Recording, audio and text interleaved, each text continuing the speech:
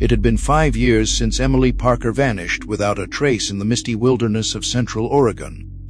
Everyone believed the mountains had swallowed her whole until one September evening when a barefoot woman, gaunt and half-mad, staggered into Luke's hospital. Her name was Emily Parker, and what she carried back from the woods was a story darker than anyone could imagine. The morning Emily Parker disappeared was the kind that seemed too beautiful for tragedy. The sky stretched wide and pale above the jagged peaks of Oregon's Cascade Range, the air thin and sharp with the scent of pine and melting snow. Emily had driven out from Eugene before dawn, her old Jeep loaded with gear, the same ritual she'd followed since she was 16. Hiking wasn't a hobby for her, it was a kind of worship. The solitude of the mountains gave her something the world below never could silence, that didn't feel empty. Freedom that didn't ask her to explain itself. That morning she was 22, a graduate student studying environmental science, and she'd chosen the Three Sisters Wilderness for her weekend hike, planning to document early autumn vegetation for her research. She signed the trail register just after 7 a.m., her neat handwriting marking her destination Green Lake Loop. Estimated time fix 100 p.m. She'd done everything right, everything safe, and yet by nightfall Emily Parker was gone. Emily was not the kind of hiker who made careless mistakes.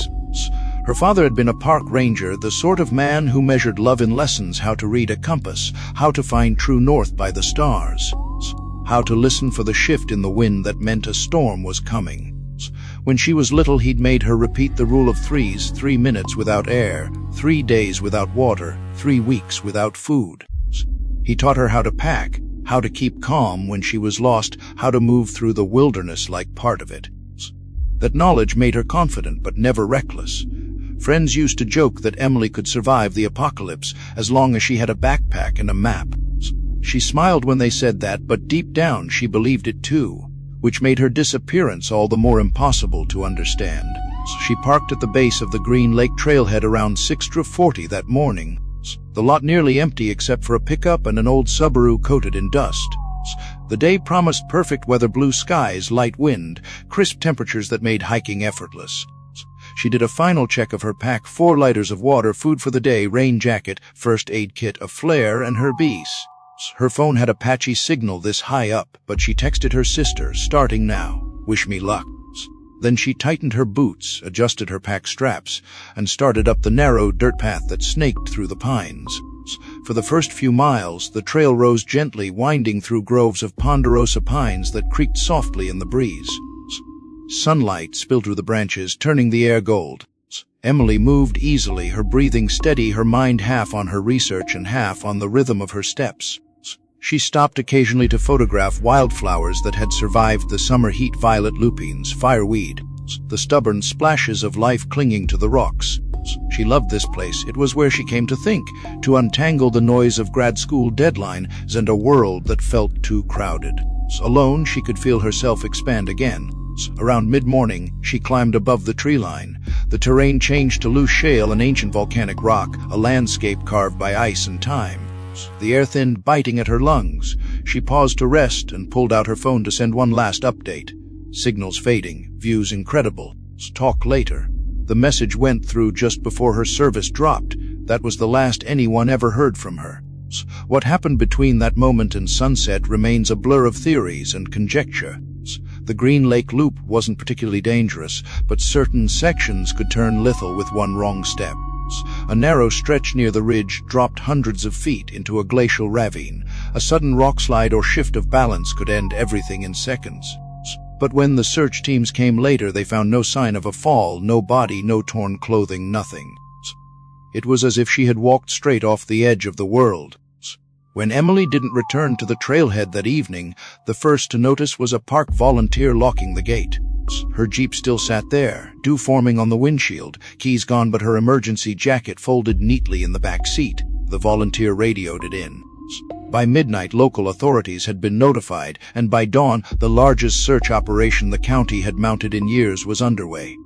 Helicopters swept the valleys, search dogs combed the ridges, and volunteers formed lines to cover every meter of trail. Her parents drove from Portland that morning, arriving at the command post near Sparks Lake to find her name on the whiteboard under the heading Active Search.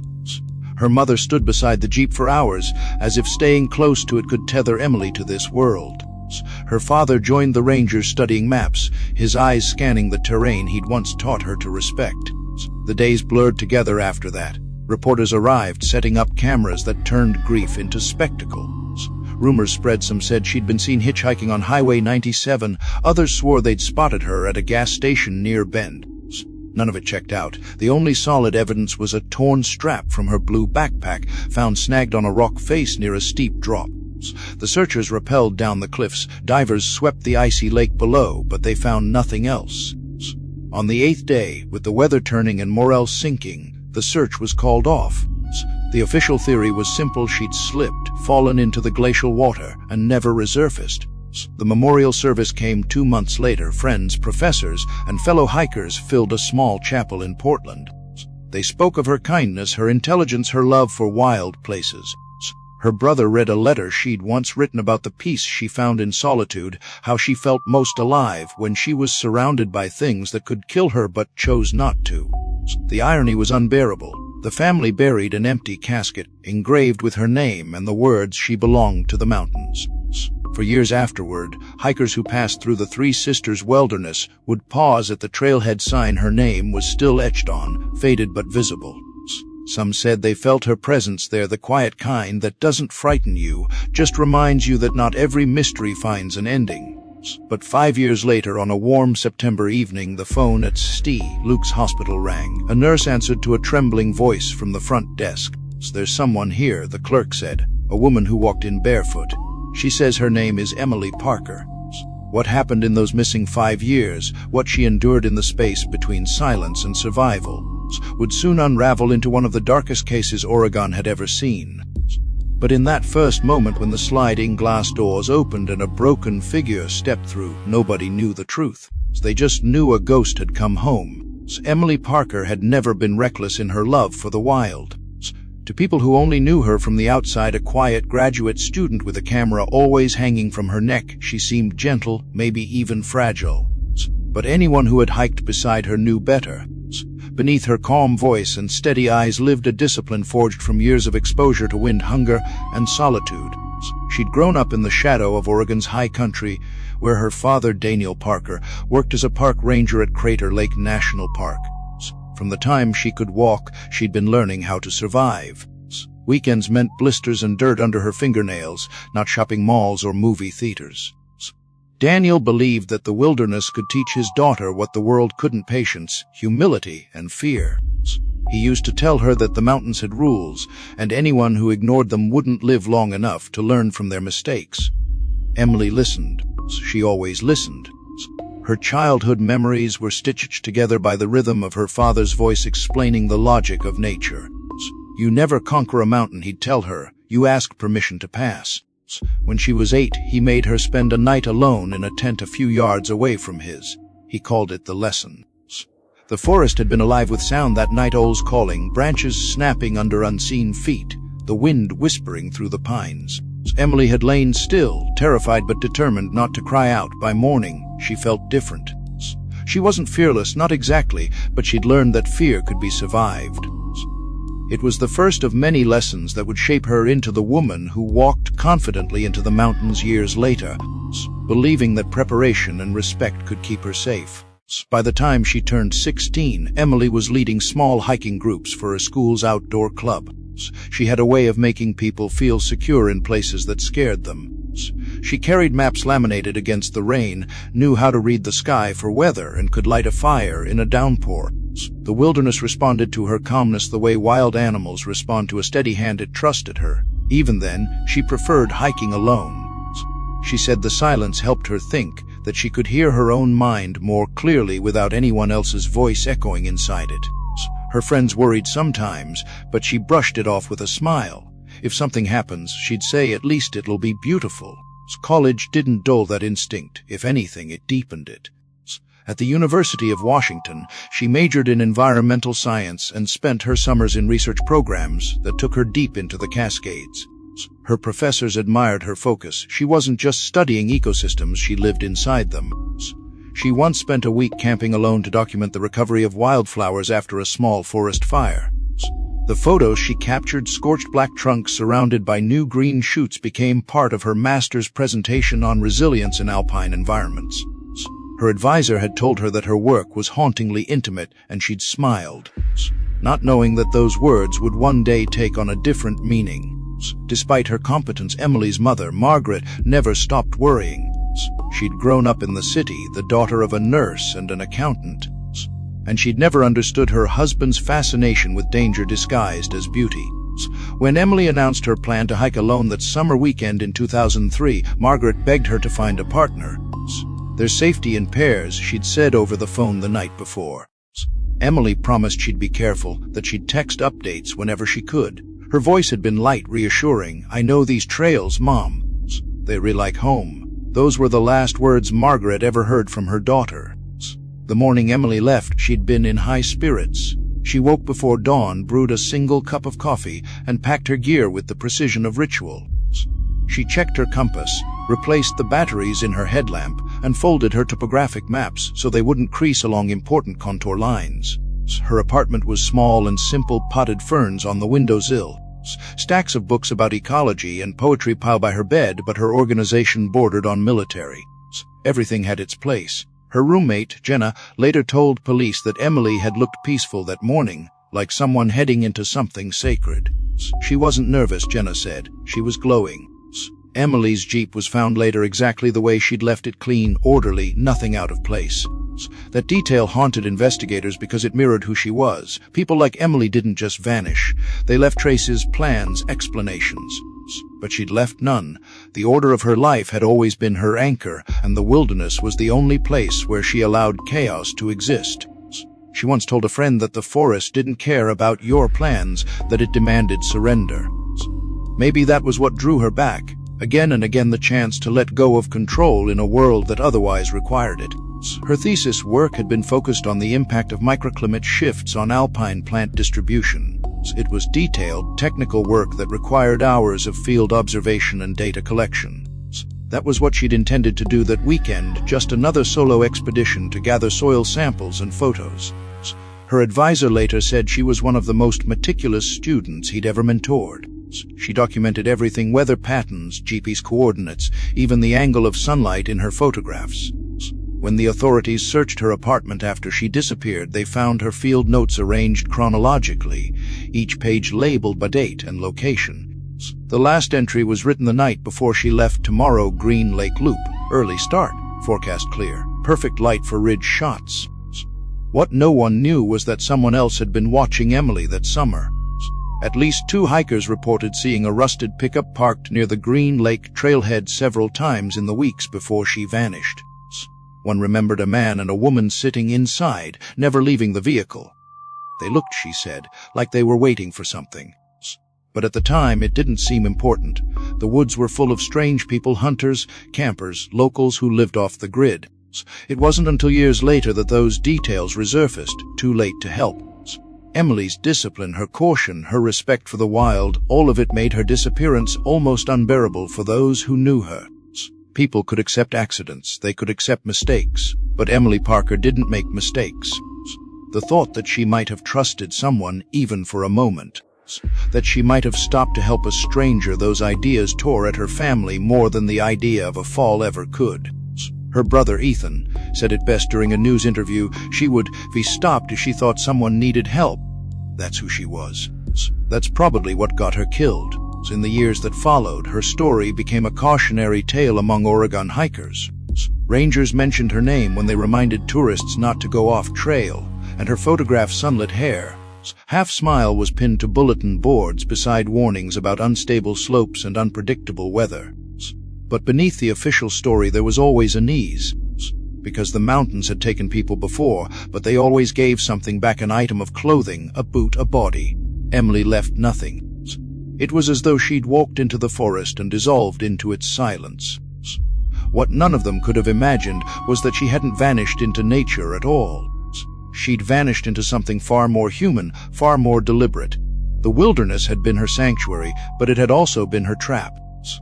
and the people who found her 5 years later would come to understand that the most dangerous predators aren't the ones that stalk you from the shadows of the forest, they re the ones who wait patiently, pretending to belong there.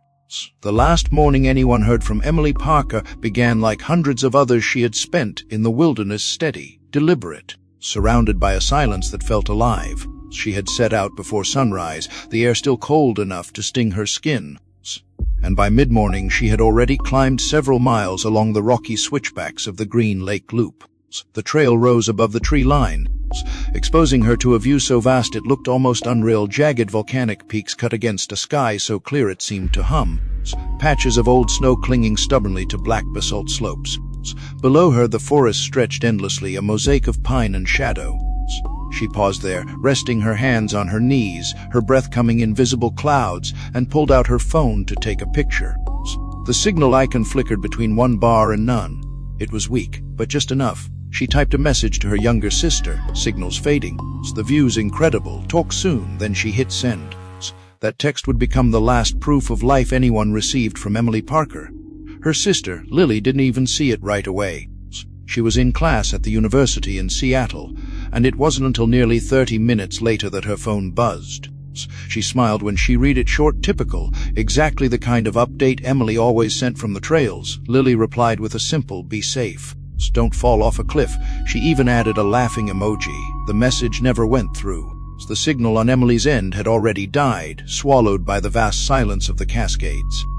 Around that same time, a local hiking couple, Tom and Valerie Newton, were making their descent on a connecting trail near Moraine Lake. In their later statements to police, they said they'd passed a young woman heading uphill alone around 11 a.m. She was wearing a blue daypack and a red windbreaker, her hair tied back in a single braid. She smiled and said "mourning" as she went by. They noticed the camera hanging from her neck and joked about how she must be documenting every flower along the way.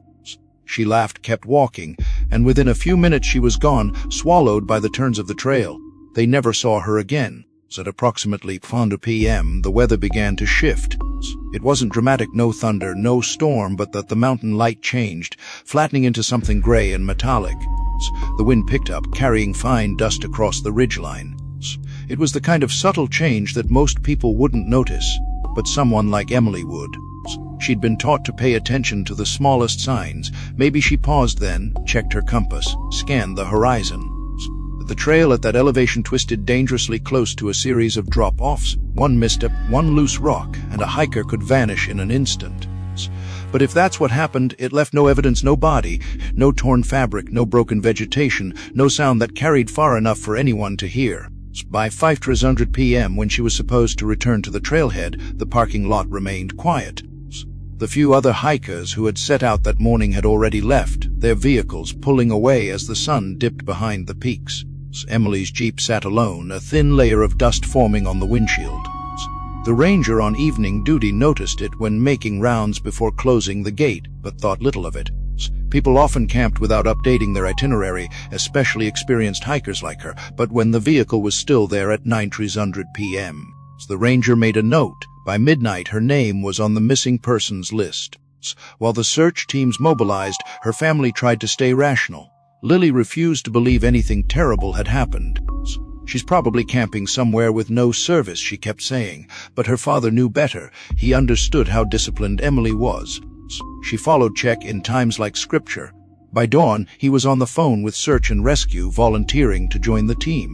"If she's out there," he said, "I'll find her." The first 48 hours of the search were methodical. Helicopters circled the peaks, their rotors chopping through morning fog. Ground teams worked in grids, moving through the alpine meadows with dogs trained to pick up the faintest trace of human scent. They found her footprints, light, precise on the soft dust of the lower trail, but above 8,000 feet, the tracks vanished. The terrain turned to loose shale, and the wind erased everything. The dogs led their handlers along a narrow ridge before stopping abruptly at a section where the path hugged the side of the mountain. There they began to whine and circle, confused, their noses pressed to the rock. The scent ended midair. News spread fast in Bend and Eugene. A beautiful young environmental scientist had vanished in one of Oregon's most popular hiking regions. The story hit the local stations first, then national headlines followed. Photos of Emily appeared everywhere, smiling in her ranger hat, crouched beside a patch of wildflowers, squinting into the sun. Experienced hiker missing in the Cascades. The headlines read, volunteers poured in to help with the search. People who had never met her combed through brush and riverbanks, shouting her name until their voices went raw. By the fourth day, the mood shifted. The optimism that had fueled the search began to thin. Nights in the Cascades could drop below freezing, even in late summer. The human body could survive without food for weeks, but without shelter or warmth, hypothermia could claim a person in a single night. The rescue teams expanded the perimeter, rappelling down cliff faces, dragging the lake, and checking abandoned fire lookouts for any sign of human life. Nothing, not a shoe print, not a thread of clothing. The mountain had gone silent again. On the seventh day, a volunteer climber found the strap of a torn blue backpack wedged between rocks near a 200-foot drop above a glacial basin. The strap was identified as part of the same brand Emily had owned. It wasn't proof of death, but it was enough to convince the command team that she had likely fallen. The following morning, the official statement was issued: search and rescue transitioning from rescue to recovery. Her parents refused to leave the site. Her mother sat in the cold beside the jeep, staring at the peaks, whispering, she's out there somewhere. She just can't be gone. The world moved quickly after that. The search ended, the memorials began, and the case went cold. But for those first 48 hours, that one text message, the one she sent before the signal faded, was everything. It was the only proof that Emily Parker had still been alive at 10:57 a.m. on that perfect morning. Investigators dissected it endlessly. They checked the cell tower records, triangulated the signal, narrowed her location to a 3-mile radius near the upper ridge. That area was searched 3 separate times, each more desperate than the last. They found nothing. It became the kind of message that haunted people, short, ordinary, written with no awareness that it would be the last words she ever sent. Lily kept that text on her phone for years, unable to delete it. She said it felt like a heartbeat, a reminder that her sister had been real and alive in that instant, seeing beauty, feeling wind, standing on solid ground. She imagined sometimes that Emily had taken one step too far while framing a photograph, that she had looked through her camera lens at the wrong moment. It was a comforting lie, one that made sense of the senseless. But when the truth finally surfaced 5 years later, that illusion shattered. Emily hadn't fallen, she had been taken. And the signal that cut out that morning wasn't just the end of her phone service, it was the severing of her connection to the world that still believed she was safe. The search for Emily Parker began before dawn under a sky the color of cold iron. A fine mist hung over the Cascades, softening the edges of the mountains as the first rescue teams gathered at the trailhead. The parking lot was already cordoned off with yellow tape, Emily's jeep still sitting there like a ghost of her last known moment. Inside the car, everything was in order: maps folded neatly in the glove compartment, a half-empty water bottle in the cup holder, a trail permit clipped to the dashboard. The rangers noted how clean it was. People who vanished in the mountains usually left signs of panic: doors flung open, gear scattered, clues that said something had gone wrong. But Emily's car was still, composed, like she had simply stepped out for a walk and forgotten to return. By sunrise, the first helicopter was in the air, its blades cutting through the morning fog. On the ground, search dogs strained at their leashes, noses pressed to the dirt path. The trail wound upward through forests of fir and hemlock, opening into meadows filled with dew, heavy wildflowers. It should have been beautiful, but that morning it felt hostile. The stillness was too complete, the air too thin. Volunteers walked in tight grids, their orange vests bright against the gray-green backdrop. Every few minutes someone would call her name: Emily Parker, their voices echoing off the canyon walls before fading into the wind. There was never an answer. Her father joined the search team that morning. Daniel Parker knew those mountains better than anyone. He moved with the efficiency of a man who had spent his life reading the land, pointing out game trails, sinkholes, places where the ground could crumble without warning. But as the hours passed, even he couldn't make sense of what he was seeing, or rather, what he wasn't seeing. There were no signs of struggle, no prints leading off the path, no broken branches, no discarded gear. Emily's trail had simply vanished. By noon, news stations began to arrive. They parked their vans near the ranger station, antennas rising into the sky like skeletal fingers. Reporters set up cameras, their lenses trained on the volunteers climbing toward the ridge. The story spread quickly. Experienced hiker missing in Three Sisters Wilderness. Within hours, Emily's photo was everywhere. The wide, confident smile, the braid over her shoulder, the same picture her mother kept on the mantel at home. At the command post, tension grew with every passing hour. Maps were pinned to corkboards, covered in marker lines showing the areas already searched. Radios crackled with static, coffee cups piled up. The dogs found a faint scent trail that led up the ridge toward Moraine Lake, then stopped abruptly near a field of jagged rocks. The handlers tried again, circling the same area, but the dogs only whined and pawed at the ground. It was as if the trail had been cut clean off. "That doesn't happen," one of the rangers muttered, staring at the empty path. But it had. That night, as darkness fell, the temperature dropped sharply. Flashlights bobbed through the trees like fireflies, their beams piercing the fog. Volunteers kept searching long after they were told to rest. No one wanted to stop. The idea of Emily alone out there, possibly hurt, maybe freezing to death, it was unbearable. Her mother sat wrapped in a blanket near the base campfire, her face pale and unreadable.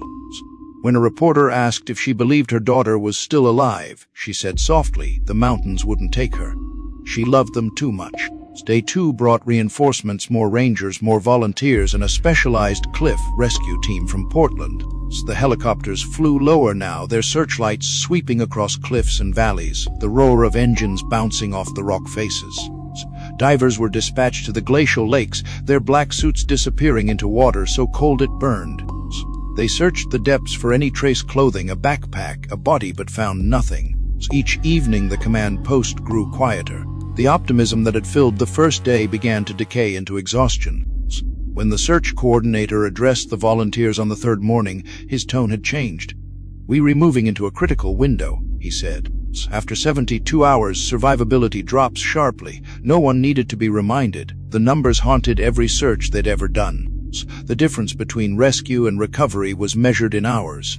Still, they pushed on. A storm rolled in that afternoon. Sudden and violent rain slashed across the mountain, turning trails into rivers of mud. Wind howled through the canyons, snapping branches and scattering tents. The teams huddled under tarps and emergency shelters, shivering and waiting for the weather to break. When it did, the landscape had changed. Rock slides had altered sections of the trail, and fresh snow dusted the peaks. The storm erased whatever faint clues might have been left. On the fifth day, the search area expanded to include side canyons and abandoned fire roads. It was grueling work. The volunteers climbed for hours through slick mud and loose rock, calling her name until their voices cracked. A few found small things that might have belonged to her, a water bottle, a torn piece of nylon, but none could be confirmed. Hope clung stubbornly to the edges of reason. By the seventh day, the command center was silent except for the sound of rain dripping from the tents. That afternoon, a volunteer climber, Thomas Keene, radioed in from a high ledge above one of the ravines. He'd found something wedged between the rocks. A strip of blue nylon, frayed at both ends. The search team rappelled down to retrieve it. It was a torn strap from a daypack, the same model Emily had carried. For a brief moment, the air around the camp froze. The strap wasn't much, but it was something tangible, a link between the woman in the photograph and the indifferent wilderness that had swallowed her whole. The next morning, the search was suspended. The official report described the area as inaccessible and unsafe for continued operations. The working theory, accidental fall. The case file closed quietly, marked deceased body not recovered. There was no funeral, only a memorial service. Friends and strangers gathered to share stories, her laughter, her curiosity, her love for the wild places that now held her secret. Her mother placed Emily's hiking boots on the altar beside a framed photo. Her father spoke briefly, his voice steady but hollow. "She knew the risks," he said. "She respected them. That's why this makes no sense." For months afterward, hikers who passed through the area left small offerings near the spot where the strap had been found, stones stacked in fragile towers, wildflowers tucked into cracks in the rocks. Some said they felt her presence there, that the wind carried whispers of her name. Others avoided the trail altogether, unable to shake the feeling that the mountain had taken something sacred. Time dulled the edges of grief, as it always does. The search ended, the seasons changed, and the forest slowly reclaimed its silence. But for those who had been there, the rangers, the volunteers, her family, something remained unsettled. The wilderness had taken people before, but it had always left signs, explanations, reasons that fit neatly into reports. Emily Parker left nothing. No trace, no peace, just an unanswered question hanging in the air like fog that refused to lift. And beneath that silence, though no one could have known it then, something else had begun. Somewhere far from the trail, hidden behind locked doors and a smile that passed for kindness, a secret was growing darker by the day. The world thought the mountains had claimed her, but the mountains had never seen her die. 2 months after the search ended, the forest had already begun to erase the memory of her. Snow dusted the upper ridges of the Cascades, sealing over the scars of boot prints and rope marks.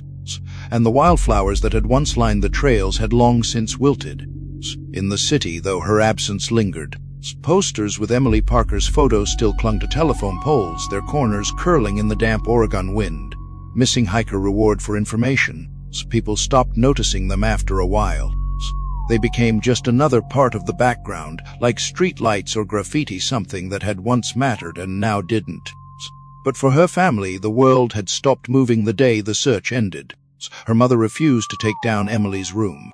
It stayed frozen in time, the hiking boots by the door. The map of Oregon pinned above the desk with the route she'd planned to hike still circled in red ink. A mug sat on the nightstand, the tea stains inside faint but visible. She'd been drinking chamomile when she told her mother on the phone, "I'll be fine, I promise." Margaret couldn't bear to wash it. The cup sat there for years like an artifact, a small rebellion against finality. Her father, Daniel, took the opposite route. He filled his days with motion, long hikes, volunteering for other rescue missions, anything to stay away from the house. He told himself that if he kept walking, maybe he'd find her. Every rustle of wind through the trees still made him turn his head, listening for the sound of her boots crunching on gravel. The official declaration of death came in early 2005. The county clerk called it a formality, a way to close the paperwork. But for the Parkers, it felt like betrayal. 2 years after her disappearance, Emily was declared legally deceased. There was a short hearing. The judge read from the report, her voice clinical, detached. Presumed dead after extensive search efforts yielded no recovery of remains. Her parents sat motionless. Her mother's hands were clenched so tightly her knuckles turned white. When the gavel struck, the sound echoed through the courtroom like a door slamming shut. The memorial service took place the following weekend at a small chapel near the Willamette River. It was cold that morning, mist curling around the gravestones like breath. Friends and colleagues came from the university, some bringing flowers, others just standing in silence. Emily's professor spoke about her passion for the environment, her quiet intelligence. A hiking partner from her early days told stories about how Emily would stop mid-trail to photograph a single fern frond glistening with dew, how she seemed to see beauty in places everyone else overlooked. Her brother Ethan read a poem he'd written, his voice breaking halfway through. She was made of earth and wind, he read, and now she belongs to both. When the service ended, people lingered, reluctant to leave. The headstone was simple, her name, the dates, and beneath them the word she belonged to the mountains. Margaret chose the inscription. She said it sounded peaceful. But when the crowd had gone and the flowers began to wilt, she stood in front of that stone and whispered, "You don't belong there. You belong here." Daniel stood beside her, his hand on her shoulder, unable to speak. The earth below the stone was empty. They hadn't buried a body, just a lock of her hair that her mother had kept from when Emily was a child. It was all that was left of her in the physical world. After the memorial, life became a series of rituals designed to fill the silence. Margaret kept writing letters to her daughter that she never sent. "Today it rained. Your father fixed the fence. I made your favorite soup." She filled journals with updates, as if Emily were just away on another field study. Daniel spent more time in the woods than at home. Sometimes he'd return with scratches on his arms, his clothes damp and muddy. He never talked about where he went. "I keep thinking I'll see her," he said once. "Not alive, maybe. Just something, a sign." But there was never a sign. In the small town near the trailhead, locals still spoke of Emily's disappearance in lowered voices. The rangers had searched that area dozens of times since, responding to new hikers who claimed to have found something unusual. Each time it turned out to be nothing, an animal bone, a piece of old rope, a torn tarp half buried in mud. Yet the story took on a mythic shape. Some said her spirit haunted the ridge, guiding lost hikers back to safety. Others whispered darker things, that the mountain had claimed her as a warning to those who ventured alone. The truth, like the forest, was silent. Lily moved away to Seattle after the memorial. She couldn't stand living in a house that smelled like grief. But even miles away, her sister's shadow followed her. Each time she looked out across the water toward the faint outline of mountains in the distance, her chest tightened. She kept Emily's last text saved in her phone, the one that read, "Signals fading, the view's incredible." Some nights she'd open it just to see the words again, proof that for at least one perfect moment, her sister had still been alive, breathing, laughing, seeing beauty. It was her way of saying good night. The years that followed blurred into something quiet and heavy. Birthdays came and went. Holidays passed like ghosts. The Parkers learned how to live with absence. They smiled when they had to, they laughed when people needed them to, but was never quite real. Emily's photographs, once vibrant reminders of her adventures, became unbearable to look at. The ones that hung in the hallway, mountain ridges at sunrise, wildflowers under frost faded from light exposure, their colors leaching away just as the family's hope had. In time, even the media forgot. New tragedies took her place. Another hiker went missing, another storm took lives, and Emily became just one more story buried beneath headlines. Her name appeared occasionally in lists of Oregon's unsolved disappearances, her face smaller each time, surrounded by strangers who had also vanished into the same indifferent wilderness. Yet for her parents, she remained vividly alive in dreams. Margaret often dreamed of hearing the creak of the front door in the middle of the night, the sound of wet boots on the porch, and then Emily's voice saying softly, "I'm home." She'd wake with tears in her eyes and her heart pounding as if she'd just run a mile. 5 years is a long time to carry hope. Long enough for grief to harden into something like resignation, long enough for memories to lose their sharp edges. Daniel eventually retired from the parks department, his body too tired to keep chasing ghosts. Margaret began volunteering at a local shelter, saying it helped to care for someone who could still be saved. On the surface, they looked like a family learning to live again. But underneath, they were still waiting. Every time the phone rang late at night, every time the news mentioned a body found in the Cascades, they braced themselves for the truth they thought they wanted. Then on an otherwise ordinary September evening in 2008, the call came, but it wasn't the truth they expected. At 7:41 p.m., the phone in the Parker house rang. Margaret answered, expecting a telemarketer. The voice on the other end belonged to a detective from Grand Junction, Colorado. He spoke gently, almost apologetically. "Miss Parker," he said, "I think we may have found your daughter." For a moment, she didn't understand. Her mind couldn't make sense of the words. "That's not possible," she said finally. "Emily's gone." The detective paused, then said quietly, "Ma'am, she's alive." The cup fell from Margaret's hand and shattered on the floor. Daniel rushed into the room as she sank into the chair, her face drained of color. She could barely form the question, her voice shaking. "Where?" The detective's answer didn't sound real. "A hospital." She walked in barefoot. "She says her name is Emily Parker." In that instant, everything, 5 years of grief, of acceptance, of silence, collapsed under the weight of a single impossible truth. The girl who had vanished into the mountains had come back from wherever the mountains ended. But she wasn't the same girl anymore. It was a Thursday evening in early September when the automatic doors of Luke's hospital in Eugene slid open and a barefoot woman stepped inside. The lobby was half empty, the fluorescent lights humming overhead, the smell of antiseptic sharp in the air. At first, no one moved. The woman didn't look like someone entering for treatment. She looked like someone who had walked out of a grave. Her hair hung in matted ropes down her back, tangled with leaves and dirt. Her clothes, jeans, a torn long-sleeved shirt, were stiff with grime, the fabric torn open at the elbows and knees. Her feet were cut and bleeding, her skin gray with exhaustion.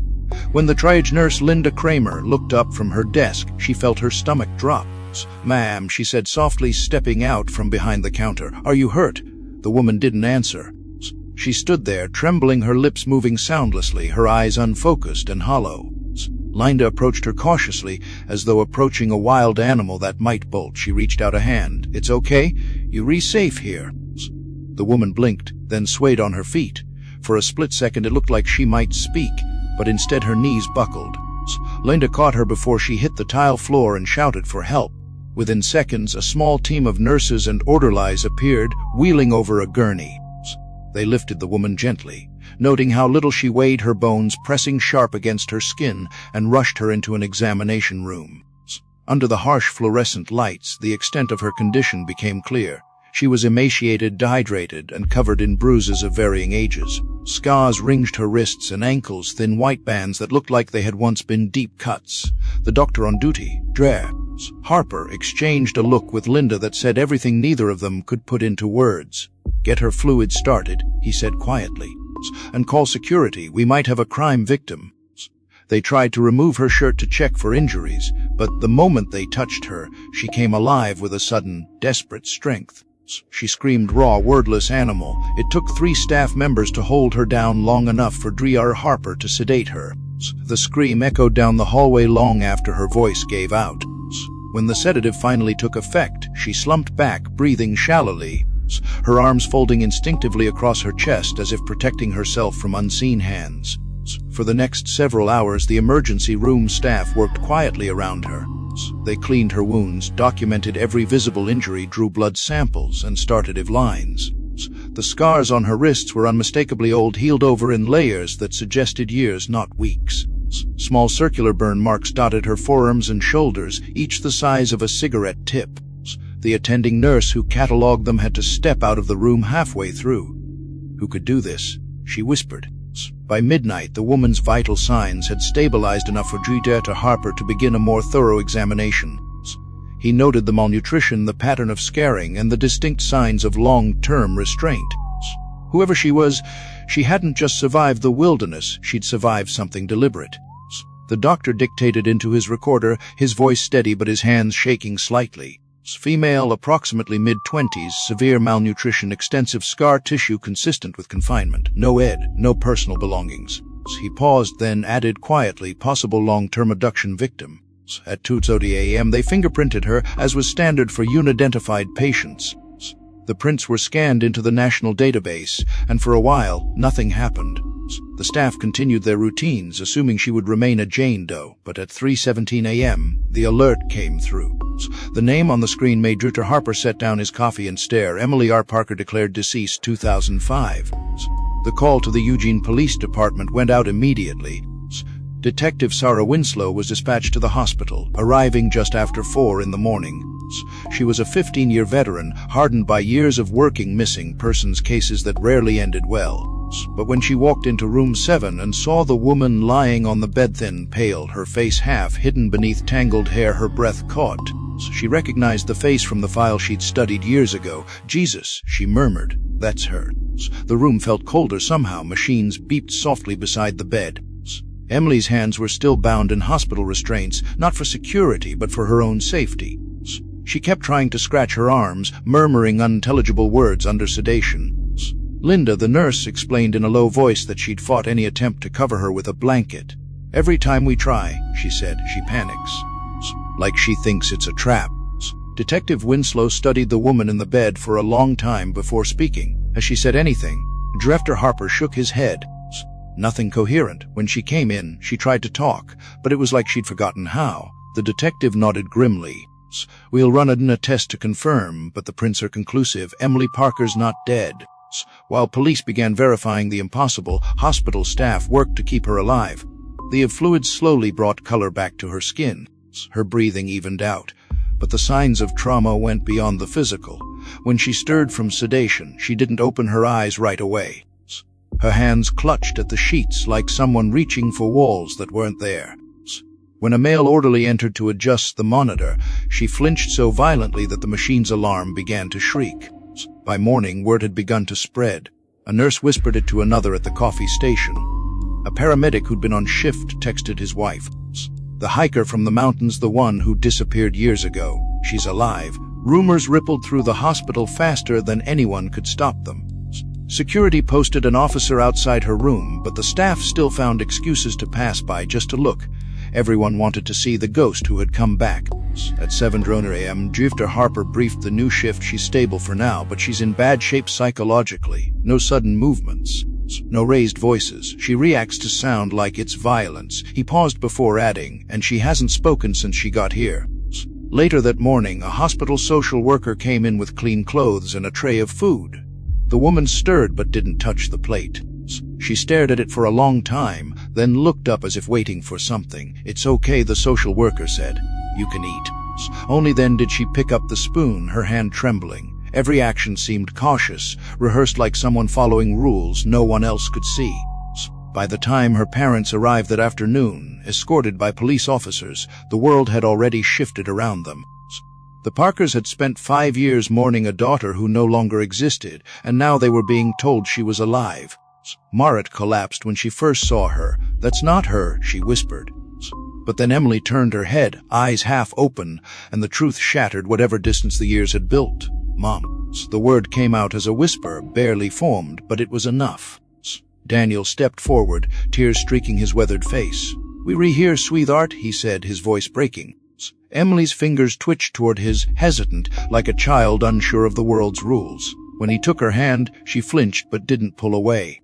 The family clung to each other in silence, the sterile light of the hospital room washing over them like dawn after a long storm. In the hallway, Detective Winslow watched through the glass. She'd seen reunions before, but never one like this, never one so fragile. The questions burned in her mind. Where had Emily been all this time? How had she survived? Who had done this to her? But for now, those answers would have to wait. Inside room 7, a woman the world had buried was breathing again, and every breath felt like a miracle wrapped in terror. The days that followed Emily Parker's return blurred together inside the white walls of Luke's hospital. Nurses moved quietly in and out of her room, their shoes whispering against the tile floor, while doctors whispered in hallways, speaking her name like a question that no one could quite answer. She slept most of the time, drifting in and out of a haze that wasn't quite rest. When she was awake, she stared at the ceiling as if trying to recognize it. Her eyes tracing the lines of the fluorescent lights like someone studying a foreign language. Every sound, the squeak of a cart, the buzz of an intercom, made her flinch. It was as though she had been returned to a world that now spoke too loudly. Her physical condition was critical but not terminal. The first set of medical reports was clinical and detached: extreme malnutrition, dehydration, multiple fractures that had healed improperly, scar tissue indicating long-term restraint. But the details told a deeper story. The scars around her wrists and ankles were layered, the tissue thickened in places from repeated wounds. Along her back, faint marks in symmetrical lines suggested she had been struck with something thin and flexible, whip-like. Her ribs were visible beneath skin that had turned nearly translucent, her hair brittle and dull from years of deficiency. The small circular burns on her arms were confirmed to be consistent with contact from heated metal. When Harper presented the report detectives, he said quietly she wasn't surviving in the woods. Someone kept her alive just enough not to die. Beyond the physical damage was something less tangible, more haunting. Emily rarely spoke. When she did, it was in short fragments, words so soft the nurses had to lean close to catch them. Sometimes she whispered please when no one was asking her for anything. Sometimes she muttered "I can wait," and then fell silent again. Her hands were always tense, fingers twitching as if she were counting something invisible. Once, when a nurse tried to open the blinds to let in sunlight, Emily began to cry, not loud sobs, but quiet, shaking tears that seemed to come from some deep well of fear. "It's too bright," she kept saying. "Too bright. They'll see." No one asked who they were, not yet. The hospital's psychiatric team was brought in on the 3rd day. Jurta Namipatil, a trauma specialist, took the lead. She approached Emily's case with a calm empathy that came from years of dealing with victims of captivity and abuse. "She's dissociating," Patil explained to the staff. "It's a defense mechanism. Her mind learned to survive by shutting off parts of reality." When she first tried to speak with Emily, the young woman wouldn't meet her gaze. Dr. Patil kept her voice soft. "You're safe here. No one can hurt you anymore." Emily's eyes flicked toward her, doubtful, as if the very concept of safety had become foreign. That afternoon, the detective assigned to her case, Sarah Winslow, returned with a small team. They needed to confirm her identity beyond doubt, though the fingerprint match and her parents' recognition were already conclusive. A DNA test later came back positive. Emily Parker, born May 14, 1981. The woman who had walked into the hospital barefoot and bleeding was indeed the same person who had vanished 5 years earlier into the Oregon wilderness. When Sarah entered the room, she saw Emily sitting upright in bed for the first time, her knees drawn to her chest beneath the thin hospital blanket. "Emily," she said gently, showing her badge, "I'm with the Eugene Police Department." I'm here to help. The response was immediate and visceral. Emily froze. Her eyes darted toward the door, then the ceiling, as if searching for something unseen. Her breathing quickened, shallow and panicked. Sarah stopped speaking. "It's okay," she said, raising her hands slightly. "No one's going to hurt you." Emily's lips parted, a sound escaping that wasn't quite a word. "No more," she whispered. "No more rooms." Then she closed her eyes and began rocking slowly back and forth. Sarah left quietly, shaken. Whoever did this to her, she told Dreer, Patel later, didn't just want to keep her. They wanted to erase her. Each new day revealed a little more of the horror she had endured, though always in fragments. She startled at male voices, refused to eat unless given permission, and would not sleep unless the lights were left on. When food was placed in front of her, she waited, eyes on the tray, until someone said, "You can eat." Only then would she lift the spoon, her hands trembling so badly that half the food spilled back into the bowl. Once, when a male orderly entered to adjust her IV, she pressed herself flat against the wall, whispering, "Don't say his name. Don't." The staff learned quickly to announce their presence before entering and to speak softly. Meanwhile, outside the hospital, the media had seized the story. Hiker declared dead, found alive after 5 years. Reporters camped on the sidewalk, their cameras aimed at the entrance, desperate for a glimpse. The hospital issued a statement requesting privacy for the family, but that only fueled curiosity. Speculation flooded every corner of the internet, theories about cults, human trafficking, secret survivalist groups.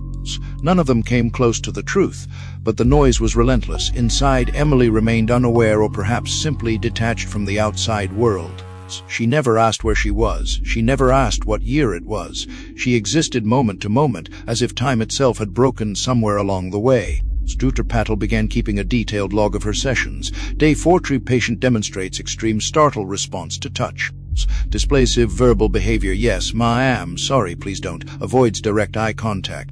Day 3, patient repeated phrase "it's 5 years" several times, then became non-responsive for 2 hours. Day 6, during a thunderstorm, patient hid under bed and refused to come out. Kept saying they'll hear the noise. One evening, during a particularly quiet hour when the corridors were nearly empty, Patel sat beside Emily's bed and asked if she remembered where she had been before coming to the hospital. For a long time, there was only silence. Then Emily's lips moved. "Down," she said. The word was soft but clear. "Down where?" Patel asked. Emily's gaze drifted toward the floor, unfocused. "Below the light," she whispered. "Below everything." That was all she would say, but the tone of her voice made the hair on the doctor's arms rise. The following morning, a forensic specialist was called in to analyze the injuries more closely. Based on scar patterns, they estimated she had been restrained, likely with metal cuffs or chains, for extended periods. Some of the burns on her skin were chemical rather than thermal, suggesting exposure to substances like cleaning acids or solvents. This wasn't improvisation, the specialist said grimly. Whoever did this knew exactly how much pain the body could take without dying. While the investigation began to gather speed, Emily's parents tried to piece together their daughter's new reality. Margaret stayed at her bedside, brushing her hair with trembling hands, humming old lullabies. Daniel sat mostly in silence, his jaw tight, watching her every breath as if she might vanish again. "She's here," Margaret kept repeating, almost like prayer. "That's all that matters." But Daniel wasn't sure.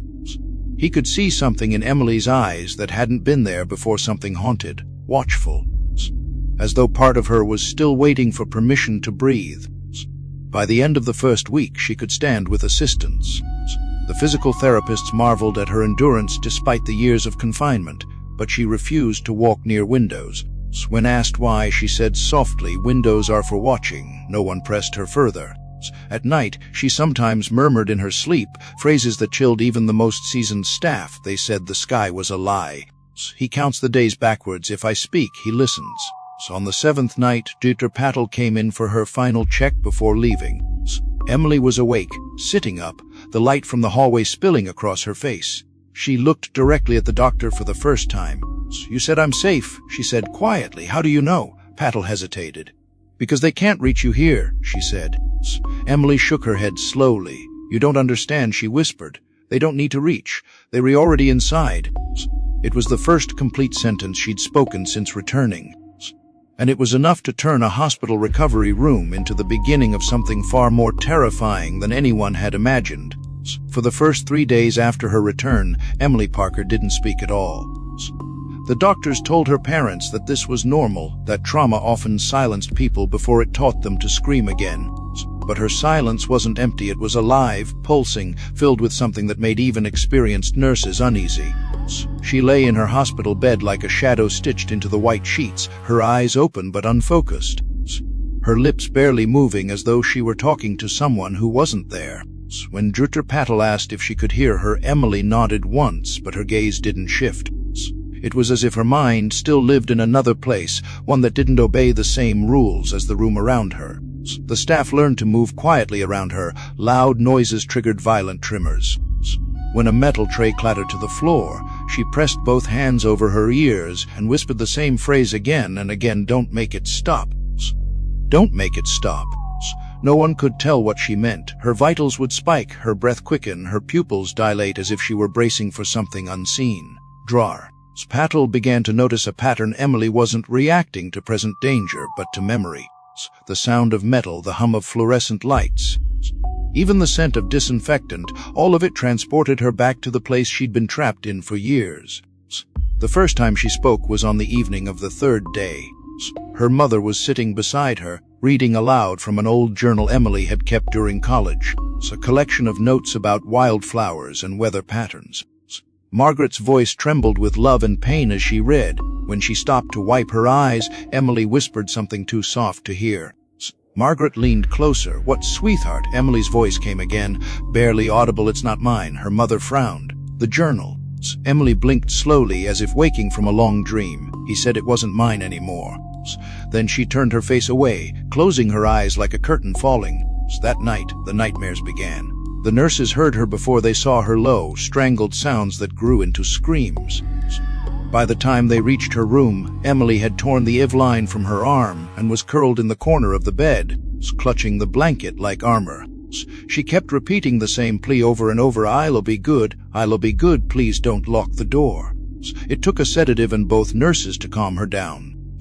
When she finally fell asleep again, her body shook with the rhythm of someone who had spent too many nights waiting for punishment. Dr. Patel decided to start gentle therapy sessions the following morning. The goal wasn't interrogation, it was reintroduction. She brought in simple objects: a glass of water, a photograph of a forest, a small mirror. Each one triggered a reaction. Emily stared at the mirror for a long time before looking away, muttering, "He doesn't like when I look." When Patel asked who he was, Emily's breathing quickened and she shook her head violently. "No names," she said. "Names make it real." Patel didn't push. She made a note in her file: a subject associates self-image with punishment, possible enforced anonymity during captivity. Over the next few days, Emily began to regain fragments of memory, though most arrived as disjointed flashes, sounds, sensations, phrases that made no sense to anyone but her. She would describe the smell of dirt and bleach, the hum under the floor, a light that never went out. Once she mentioned the woman with the quiet hands, which Patel suspected might refer to another captive or an accomplice.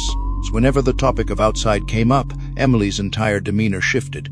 "Outside isn't real," she said once, her voice flat. "They said the world ended. They said only the faithful stayed." Detective Winslow, who was still leading the investigation, attended one of Patel's sessions behind a one-way mirror. Watching Emily, she realized that the woman in front of her wasn't simply a victim, she was a survivor of systematic conditioning. Someone who had been broken down and rebuilt to serve a purpose she couldn't yet articulate. "This isn't random," Winslow said afterward. "Whoever did this wasn't improvising, they followed a plan." Patel agreed. She was trained to obey. "Look at how she waits for permission to speak, to eat, even to move." That kind of behavior doesn't happen by accident, it's indoctrination. The team began reviewing cold case files involving disappearances across Oregon and Washington, searching for any pattern that matched Emily's condition.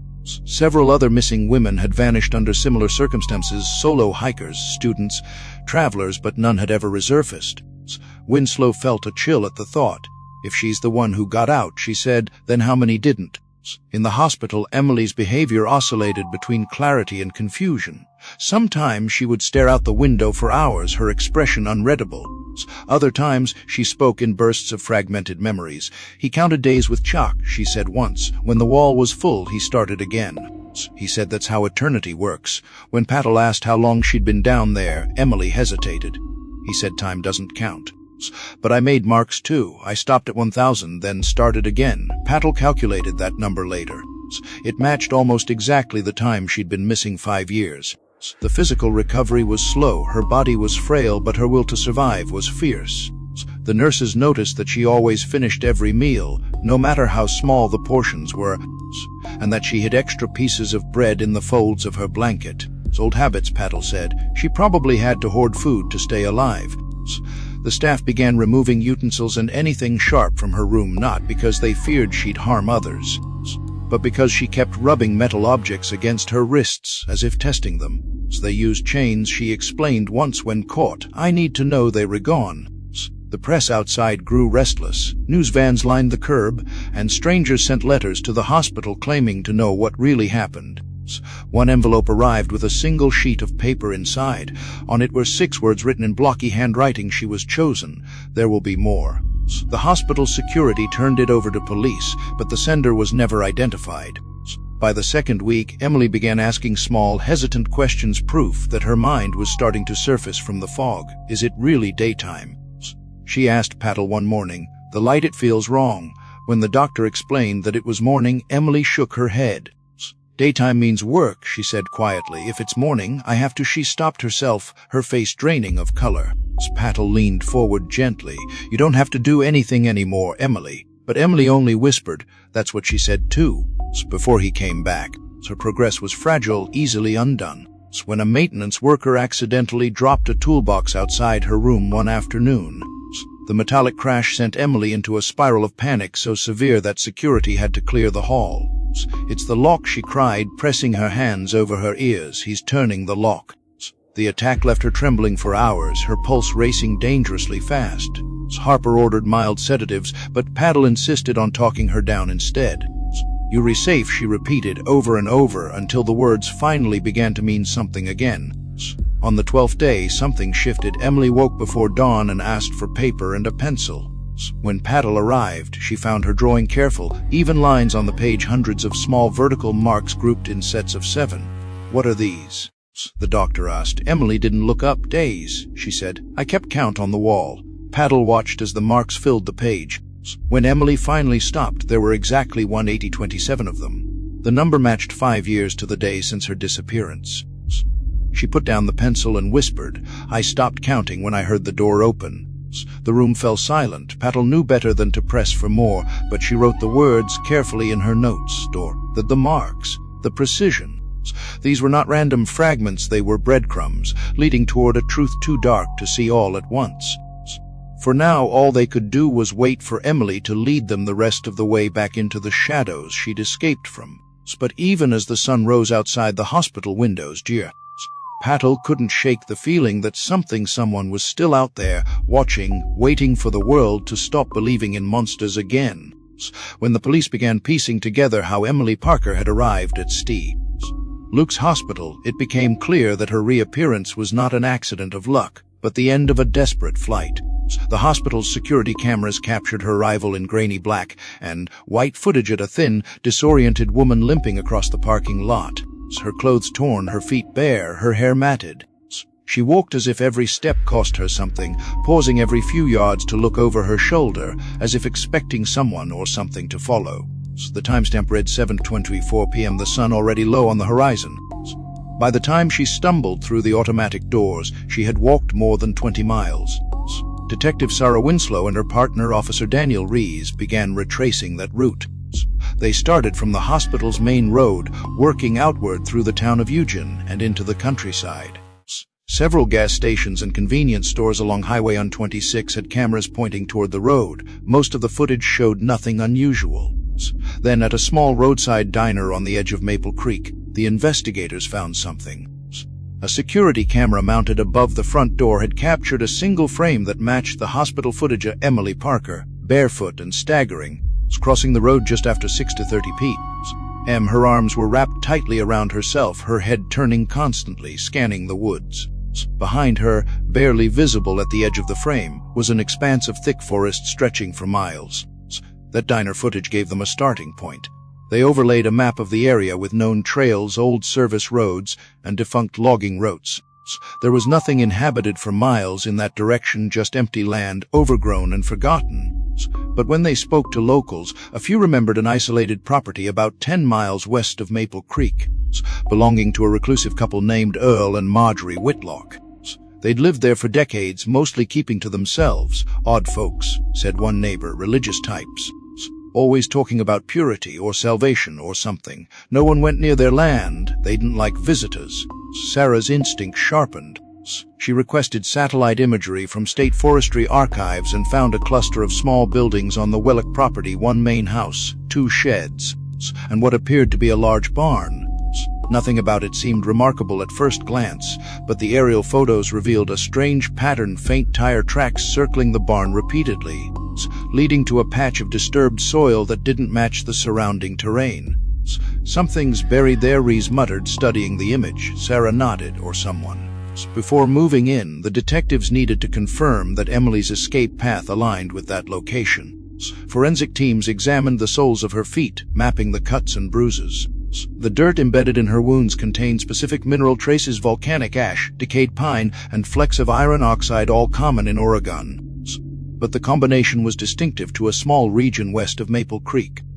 That evidence placed her origin within a radius of 15 miles, right where the Whitlock property sat.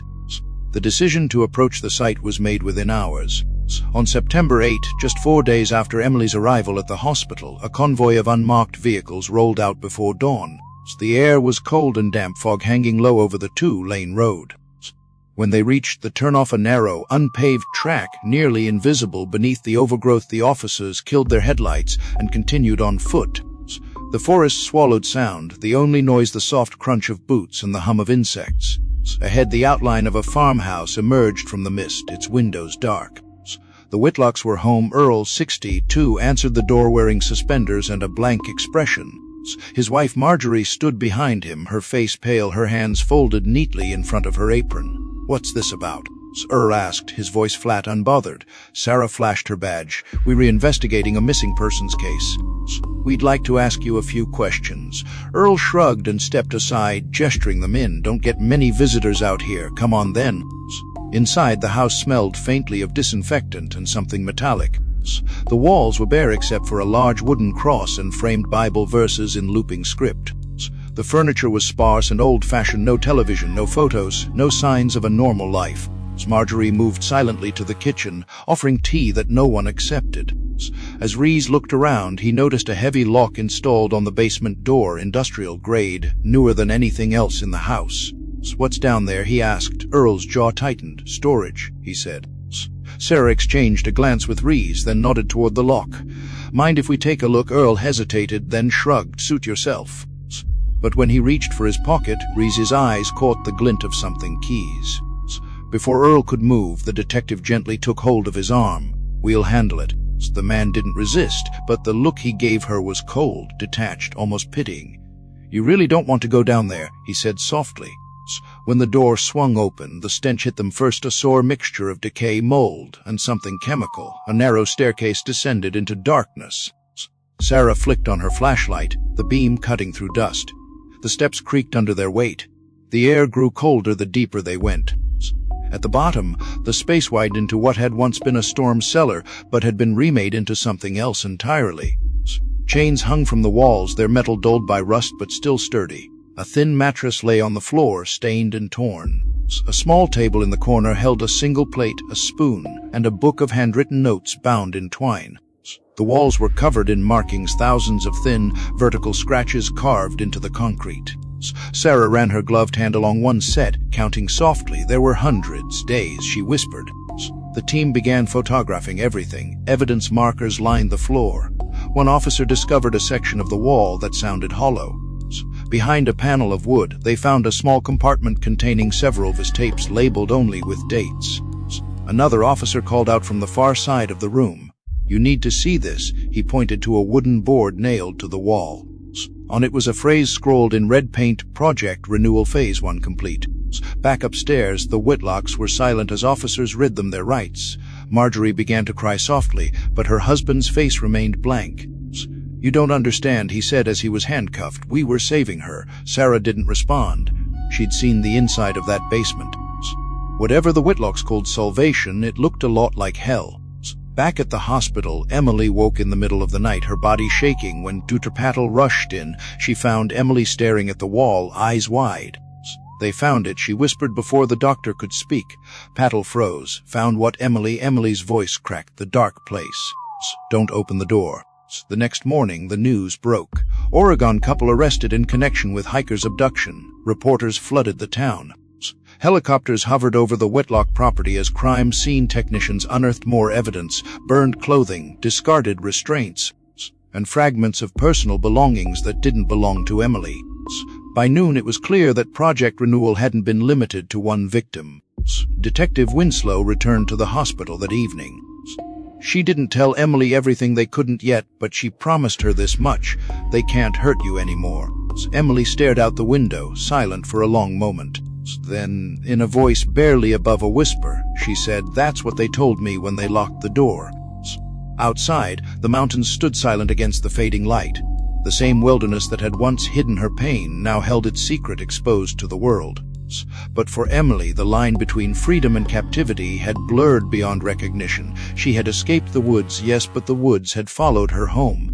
The morning after the Whitlocks' arrest, the investigation turned its focus toward the land itself, the stretch of wilderness where Emily Parker's nightmare had begun and ended.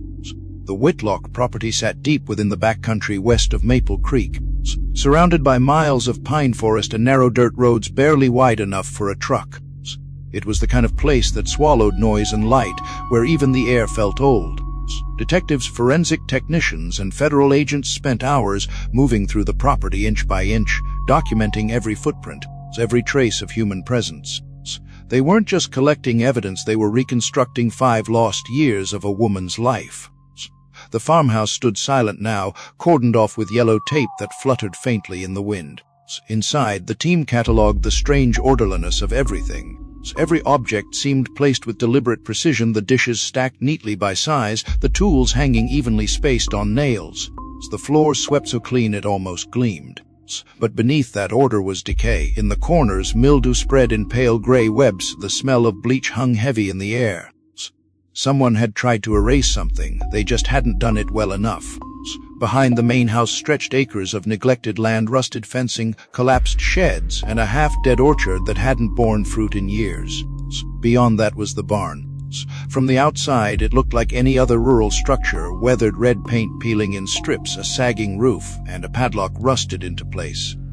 But when the forensics team forced it open, the air that poured out was cold and foul, a mix of damp soil and something chemical. Inside, dust motes floated like ghosts in the sunlight, cutting through the cracks in the walls. At first, the barn seemed empty. Then one officer noticed the trapdoor. It was partially concealed beneath an old rug, the kind used to keep hay from sticking to boots. The hinges were new, gleaming silver against the rotting wood around them. When they pried it open, a metallic groan echoed through the structure. A narrow ladder descended into darkness. The smell from below was overpowering, damp mold and something faintly sweet like rotting fruit. Detective Winslow clicked on her flashlight and descended first. What she saw at the bottom of the ladder would stay with her for the rest of her life. The underground space wasn't a simple cellar. It had been carved deliberately, expanded over time. The walls were reinforced with concrete blocks, the ceiling low enough that she had to crouch to move. The air was heavy, stale, the kind that hadn't moved in years. Along one wall were metal rings embedded in the concrete, each holding short lengths of chain. Nearby stood a cot covered in a filthy blanket, a bucket, and a small wooden table holding a cracked mirror. The reflection that glimmered faintly in its surface distorted every movement into something inhuman. A second room connected through a narrow passage. There, investigators found a series of notebooks arranged in neat stacks. They were labeled with dates, each one spanning several months. On the cover of the most recent was written Renewal Log Subject E. Inside were hundreds of handwritten pages filled with meticulous notes, records of behavior, obedience, punishment, and something else, as scripture. Every other page was covered in biblical verses paired with what appeared to be instructions or corrections. Words like submission, purity, silence, and obedience appeared over and over, scrawled in tight block letters. In the margins, someone, likely Marjorie, had written prayers begging forgiveness for weakness during trials. Winslow flipped through the pages, her hand trembling slightly. The entries were methodical, almost scientific. They described Emily's daily routine, what she was fed, how long she was allowed to sleep, the words she was forced to recite. Each day ended with a note on progress. The later entries grew darker. One reads simply, "Day 1623, she asks for permission without prompting. The cleansing is almost complete." Another day, 1710, Marjorie doubts. "I must remind her that faith demands sacrifice." The walls of the second room were covered in more carvings, marks scratched with something sharp, counted in endless vertical lines. Some were darker than others, faintly stained. She marked her days, one officer said quietly, all 1,800 of them. On the far side of the room, a large wooden cross leaned against the wall, its surface marred with fingernail grooves and dried rust. Below it sat a box filled with old clothes, women's clothes, not all of which could have belonged to Emily. That discovery chilled the room into silence. Upstairs, federal agents were questioning the Whitlocks separately. Earl sat rigid in his chair, his eyes calm, almost serene. "You can't stop what's holy," he said. "The girl was chosen. She was the beginning." When asked what Project Renewal meant, he smiled faintly. "It's not mine," he said. "It's his. I was only the messenger." Marjorie, in another room, wept uncontrollably. Her statements came in fragments. "He said we were cleansing them," she murmured. "That they'd been poisoned by sin. He said the world was ending, that God wanted the faithful to prepare." When asked how many there were, she didn't answer. She just whispered, "Too many to name." By the afternoon, search teams had spread across the property. Near the tree line behind the barn, a shallow pit was discovered. Inside were bones, animal at first glance, but mixed with something unmistakably human. The medical examiner later confirmed that some fragments belonged to at least 2 other individuals, both female, both within Emily's age range. The remains were too deteriorated for immediate identification. For every answer the detectives found, a dozen more questions opened. How long had this gone on? How many had come before her? When Sarah Winslow returned to the hospital that evening, she carried with her a folder thick with photos and documents, but no words strong enough to explain them. She found Jutta Patel sitting by Emily's bedside, the girl awake but quiet, staring at the rain streaking down the window. "We found where they kept you," Sarah said softly. Emily didn't look away from the glass. "I know," she murmured. "I can still smell it." Her voice was steady, but her hands shook beneath the blanket. "Did you find the others?" she asked. Sarah hesitated. "We found signs." Emily nodded once, as if she'd expected that answer all along. "He said we'd all be saved," she whispered. "Saved means gone." Over the next few days, the evidence built a picture no one wanted to see. The Whitlocks had been living on the property for nearly 30 years, using religion as a shield for madness. They believed women who sought independence, fallen daughters of Eve, as Earl's notes called them, needed purification. He called his mission Project Renewal a ritualistic reprogramming meant to strip away will and replace it with submission. Marjorie had acted as both accomplice and believer, performing what she described as the gentler work: feeding, cleaning, tending to wounds. When she broke down in interrogation, she claimed she had tried to free Emily once, but had been beaten until she remembered her vows. The media descended on Maple Creek, turning the quiet town into a circus of cameras and speculation. Reporters camped outside the courthouse, locals whispered about curses, and the press dubbed the Whitlocks the purity couple. But in the chaos of public outrage, Emily's story remained painfully private. She refused interviews, refused to testify in person. Every detail of that basement was already burned into her. She didn't need to relive it for an audience. For Sarah Winslow, the hardest part of the investigation wasn't finding the evidence, it was realizing how close they had come to never finding it at all. If Emily hadn't escaped when she did, the Whitlocks might have vanished into the woods again, leaving nothing but a boarded-up house and another mystery buried in Oregon soil. As she stood outside the property one last time, watching the fog roll in through the trees, she understood why survivors rarely called it freedom. The air smelled of pine and rain, but beneath it lingered something else, something that didn't wash away. That night, in her hospital bed, Emily dreamed of walking through the forest again. The trees whispered like voices she couldn't quite understand. Every step took her farther from the house, yet no matter how far she walked, the scent of bleach and rust followed her. When she woke, dawn was breaking outside her window. She turned her head toward the light and whispered to no one, "It's over." But even as the sun rose, she couldn't tell whether she believed it. The raid on the Wetlock property had left behind a silence so thick that even the wind seemed to hesitate before crossing it. The following days blurred into an endless procession of investigators, photographers, and forensic specialists, all drawn to the hidden cellar beneath the old barn like moths to a flame they could not comprehend. The ground was still raw where the search teams had dug through the soil, uncovering remnants of horror that time alone could not erase. Every spadeful of dirt unearthed another secret, another detail of what had happened down there, until the story began to take shape not just as a crime, but as a ritual. By the end of the first week, the evidence collected from the cellar filled boxes stacked along the hallway of the crime lab. There were the notebooks, the renewal logs, filled with meticulous handwriting that chronicled years of systematic abuses, the makeshift restraints, the tools, the fragments of old clothing and hair fibers preserved in glass vials. Each item told a piece of the same nightmare. Forensic analysts handled them with gloved hands and careful eyes, their expressions taut with disbelief. In all their years, few had seen a case that carried such precision, such chilling devotion to control. This wasn't chaos, one of them said quietly. It was order masquerading as faith. The turning point came when a second hidden space was found. Beneath the cellar's concrete floor, ground-penetrating radar revealed a smaller, sealed chamber. It had no door, only a narrow crawl space barely wide enough for an adult. When they broke through, the smell hit them first, an earthy, suffocating blend of decay and rot. Inside were remnants of wooden crates, broken glass jars, and what appeared to be small rusted cages. The cages were too small for humans. They might have held animals once, perhaps used in experiments or for training. But scattered among them were scraps of fabric that didn't belong, women's clothing, ripped and faded, buried beneath layers of dust. There was no doubt now Emily hadn't been the Whitlock's first prisoner. She was simply the one who had lived long enough to escape.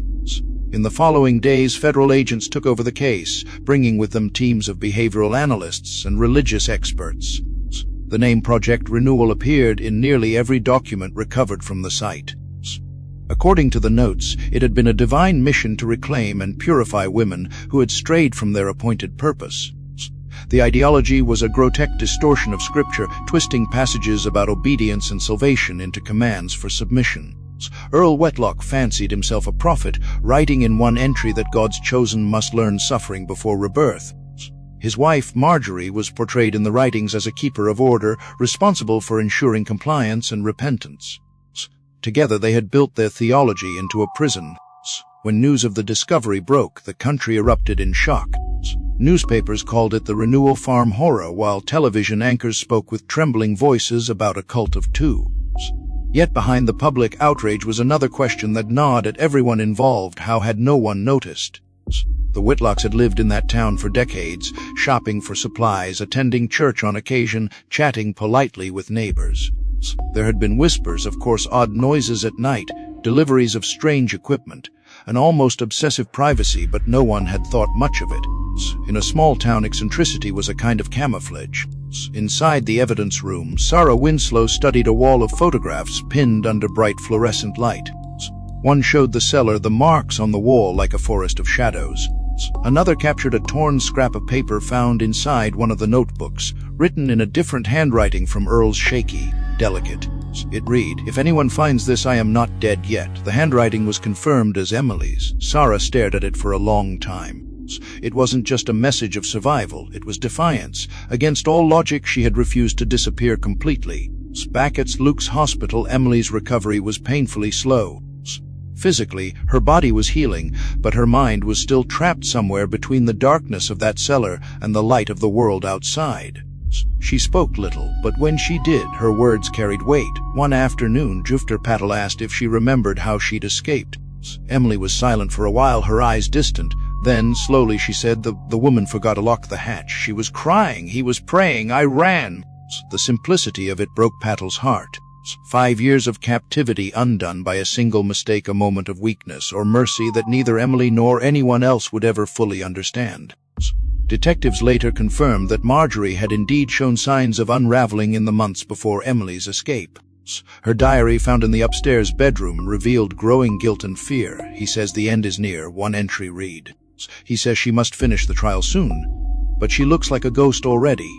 I can't tell if she's still alive or if I'm just too afraid to check.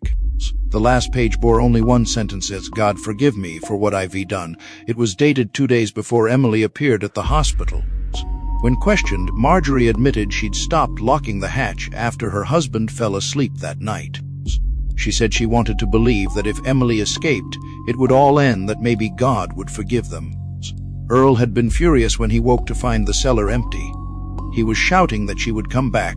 She sobbed during interrogation. He said she couldn't live without us. It was a statement that, in a horrifying way, revealed the truth of his control. He had convinced himself that captivity was love, that pain was mercy. The search of the property didn't end with the barn. Farther west, investigators found a trail that led into the woods, ending at a small clearing by a stream. There, beneath a pile of stones, lay what looked like a crude altar-flat rock stained dark with age, surrounded by wooden posts carved with religious symbols. Hanging from one of the posts was a chain identical to those in the cellar. A half-burned candle still sat on the stone. Forensic tests confirmed traces of human gnaw on the surface. It was the same mixture found on the basement walls. Whatever the Whitlocks had been doing in that clearing, it wasn't prayer. Back in Eugene, Sarah delivered the results to the district attorney. Between the physical evidence, the diaries, and Emily's partial testimony, the case was airtight. The Whitlocks were charged with multiple counts of kidnapping, assault, unlawful imprisonment, and murder. Earl maintained his composure during the arraignment, his hands folded as though in prayer, while Marjorie broke down completely. The courtroom was packed with reporters, but Emily did not attend. She refused to see them again. "They had enough of me," she said quietly when asked. "They don't get to have my face, too." In the weeks that followed, the investigation became a national obsession.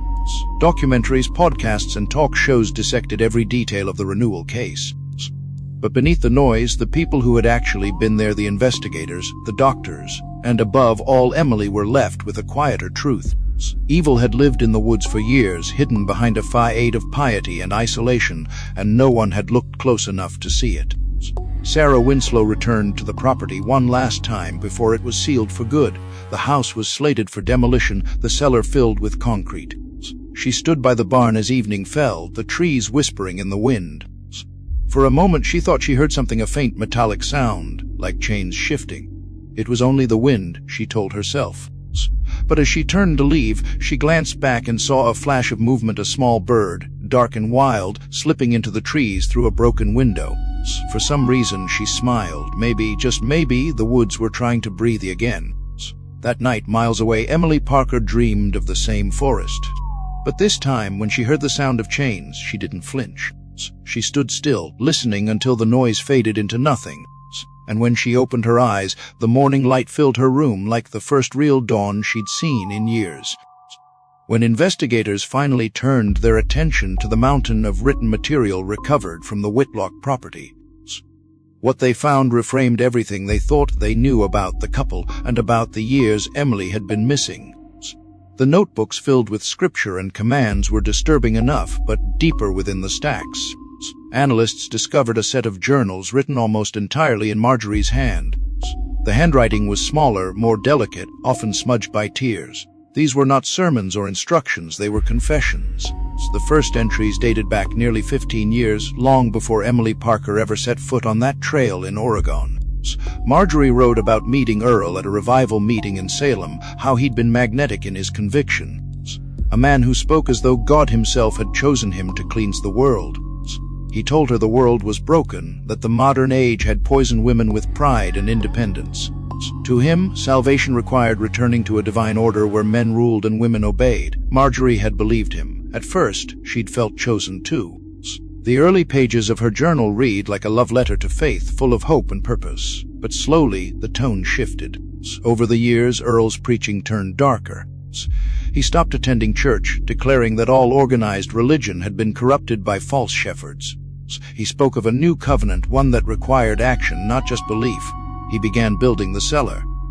Marjorie described carrying cinder blocks, mixing cement, and painting the walls white so they would reflect the Lord's light. She wrote that Earl spent nights in the basement, praying aloud until dawn, scribbling verses on the walls that she later painted over. When she asked why, he told her the weak can't understand holiness until they see it. The later journals chronicled the arrival of subjects. The first was a woman from Portland, a hitchhiker who, according to Marjorie, came willingly at first, drawn by Earl's promises of sanctuary and rebirth. Within weeks she was gone. Marjorie never said what happened, only that she failed to remain steadfast and returned to the earth impure. Another followed, then another. The language became colder, more detached. By the time Emily's name appeared, Marjorie's words had taken on the rhythm of ritual. She fights the process but still prays. She screams the psalms at night. Earl says the pain means progress. The journals were handed to Detective Winslow, who read them in her office long after midnight. The fluorescent light turning the pages into mirrors of pale horror. Every detail matched the forensic evidence found in the cellar. The schedule, the food portions, the punishments, they were all there. But the most chilling part came near the end, written just days before Emily's escape. She looks like a ghost, but she still lives. Earl says, one more week. I can't bear to watch. I dreamed she ran. I dreamed she made it to the road. Maybe God will forgive me if the dream is real. When investigators cross-referenced the handwriting samples, it became clear that Marjorie's notes had also contributed to the so-called renewal logs, the meticulous records of Emily's progress. The dual authorship revealed a dynamic far more complex than anyone expected. Marjorie had not been a passive accomplice. She was both victim and participant, driven by fear, love, and a warped devotion to the man she called my husband, my prophet, my curse. Meanwhile, Emily's therapy sessions grew heavier as fragments of memory returned under Dreher. Patel's careful guidance, she began to piece together flashes of sound and sensation, the scrape of a chair across concrete, the rattle of chains, the smell of damp earth. Sometimes she remembered Marjorie's voice reading softly from the Bible. Sometimes she remembered Earl's hands forcing her to kneel in prayer. He said pain was the only way to silence the noise in my head, she told Patel one morning, her voice trembling. He said God was trying to speak through him. But all I heard was myself begging. Drupter Patel kept her composure, but the session left her shaken. Emily wasn't describing random cruelty, she was describing indoctrination. It was systematic psychological conditioning meant to erase individuality. He wanted to unmake her, Patel explained later to Detective Winslow. He wanted to turn her into proof that his belief worked. To build the case for trial, prosecutors needed evidence of premeditation and ideology. The journals provided both. One entry, dated 3 weeks before Emily's disappearance, described Earl's search for the next vessel. He'd been traveling along hiking routes, looking for women who fit his criteria: young, alone, educated, and his word defiant. He believed that independence was a form of corruption that could be cleansed only through isolation and submission. When they found Emily's trail permit among his files, complete with a handwritten note reading she walks alone, the evidence was indisputable. The property itself became a kind of museum of delusion. Crime scene analysts documented religious iconography carved into nearly every surface: crosses, verses, Latin phrases twisted into mantras. Behind one false wall, they found a hidden alcove with a small wooden chest containing locks of hair tied with thread, each tagged with a name. Some of the names were illegible, others faintly visible: Anna, Ruth, Claire. None of them matched missing person reports. It was as if the Whitlocks had erased their victims from the world long before their deaths. In the public eye, the story grew monstrous. Reporters framed the couple as the embodiment of evil America's dark prophets. One headline called them, but those closest to the case knew the truth was more insidious. They weren't monsters born from myth. They were ordinary people who built their own theology of cruelty out of fear and loneliness. That, Winslow thought, was what made them terrifying. During one of the later therapy sessions, Patel read a short excerpt from Marjorie's journal aloud to Emily, carefully omitting names.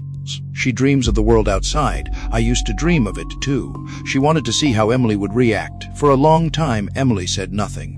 Then, softly, she asked, did she ever say sorry? Patel hesitated. In her way, yes. Emily nodded, her expression unreadable. I used to think she was my mother, she said. She brushed my hair sometimes. She sang when he wasn't there. But she never stopped him. Not once. That evening, after the session, Patel sat alone in her office and wept. She'd spent years helping trauma survivors. But something about Emily's quiet composure, the way she held her pain like a secret no one could take from her, haunted her. It was survival stripped down to its bones. In the days leading up to the trial, new evidence emerged from the digital forensics team. Among the items seized from Earl's study was a series of cassette tapes labeled Sermons for the Chosen. On them, his voice filled the room, calm and almost hypnotic. He spoke of cleansing, of divine purpose, of women as vessels to be emptied and refilled. Between verses of scripture were sounds that made investigators turn off the recorder: screams, prayers, silence. It was proof not only of guilt but of obsession. When Sarah Winslow heard the tapes, she couldn't sleep for nights. Every word sounded rehearsed, controlled, yet beneath that control was a madness that had metastasized over years. She thought of Emily sitting in that cellar, hearing that voice over and over until it had carved itself into her bones. It was a miracle she could still speak at all. The journals, the tapes, the evidence, all of it formed the spine of the prosecution's case. But for those who had seen the inside of that cellar, justice would never be enough. They could lock the Whitlocks away, demolish the barn, even burn the land, but the memory of what had happened there would linger. Like the echo of a sermon no one could stop hearing. One night, after a long day preparing for trial, Detective Winslow visited the property alone. The demolition crews were scheduled to arrive the next morning. The air was cold, the sky heavy with clouds. She stood by the ruins of the barn and listened to the wind moving through the trees. For a brief moment, she imagined she heard a woman's voice, soft and steady, counting under her breath. Maybe it was just the wind, or maybe it was the sound of the forest remembering. She stayed there until the first drops of rain began to fall, then turned away. Back in town, Emily Parker sat awake in her hospital bed, staring at a single sheet of paper she had asked Drufter Patel to bring her. It was blank except for one sentence she had written in careful, deliberate handwriting: "He made me count the days. Now I count them for myself." She folded the paper once, placed it beneath her pillow, and finally, for the first time in 5 years, fell asleep without dreaming. When the recordings and journals were finally made public during pre-trial discovery, the media erupted into a frenzy of horror and fascination. Yet what haunted the investigators most wasn't the existence of Project Renewal or the Whitlocks' delusions of divine purpose. It was the precision with which they had documented every act, every moment of suffering. Each page of those logs was a confession masquerading as scripture, a chronicle of pain dressed up as salvation. The notebooks didn't just describe physical torment. They detailed the psychology of control, the ritualistic conditioning that turned survival into obedience. It was all written with the calmness of a scientist recording data. This wasn't faith, one analyst murmured while reading the evidence. It was engineering. Among the most disturbing discoveries were the handwritten progress reports, each describing Emily's behavior in the same detached tone Earl used for his sermons. Subject: he requested permission to speak today and did not cry during prayer. Marjorie believes she is close to acceptance. The next page read: punishment applied after disobedience. Her silence pleases him. She learns humility through stillness. Later entries revealed a new level of cruelty, one that blurred the boundary between torture and worship. Day 1704, she sang the Psalms while bleeding. God must hear her now. Even the handwriting seemed to change over time, neat and precise at first, then heavier, more erratic, as if the weight of his delusion had begun to erode his sanity. The tapes were worse. They played in the courtroom during the preliminary hearings, though most of those present wished they hadn't. Earl's voice filled the speakers, calm, resonant, dripping with the self-righteousness of a man convinced of his holiness. Between readings of scripture, the sounds of muffled cries and pleading could be heard. In one recording he whispered, "She resists the truth, but every scream brings her closer to God." The room fell silent after that. Even the judge had to pause the proceedings. The horror wasn't only in what he said, but in how ordinary it sounded. He could have been giving a sermon in a small-town church, his tone full of conviction and control. Forensic experts later confirmed that the audio was authentic and recorded over several years. Each tape was dated, matching entries from the journals. Together they painted an image of sustained and systematic abuse, something meticulously planned and executed with unrelenting discipline. When investigators confronted Earl with the evidence, he showed no remorse. "Pain is proof of the soul's resistance," he told them. "I freed her from herself." The team working on the case started to unravel under the psychological strain. Even seasoned detectives had trouble sleeping after reviewing the material. One officer resigned altogether, saying he couldn't shake the sound of Emily's voice from his dreams. Sarah Winslow, who had been leading the investigation from the beginning, found herself waking in the middle of the night. Convinced she could still hear chains rattling or faint hymns drifting through her apartment. She'd seen death before, but never devotion so warped it looked like worship. Evil isn't loud, she told a colleague once. It whispers, and it sounds like faith. Inside the evidence lab, the forensic team cataloged one final collection of items, dozens of Polaroids stored in a locked box beneath the cellar stairs. Most were blurred or overexposed, but a few showed unmistakable images, Emily in various states of distress. Forced poses that matched the rituals described in the journals. The photos were dated, but the last few were torn in half, as if someone had tried to destroy them. There were fingerprints on the edges, Marjorie's. When questioned, she broke down, saying she'd wanted to burn them but was too afraid. He said they were proof of her transformation. She sobbed. Proof that God had touched her. The case file grew thicker by the day. Each new discovery filled in another piece of the 5-year puzzle. But while the world dissected the evidence, Emily herself was retreating further into silence. She refused to watch the news, refused to read the articles, and flinched when she heard her name mentioned. The hospital had become both her refuge and her cage. Patel tried to introduce her to grounding exercises, touching cold surfaces, focusing on the present, but Emily often drifted away mid-session. Her gaze lost somewhere the doctor couldn't follow. "He used to make me pray for the people outside," she said once. "He said they were lost. I believed him for a while." Despite her withdrawal, fragments of truth began to surface in subtle ways. During one therapy session, she described the routine of her captivity with haunting precision. "Every morning there was a bell," she said.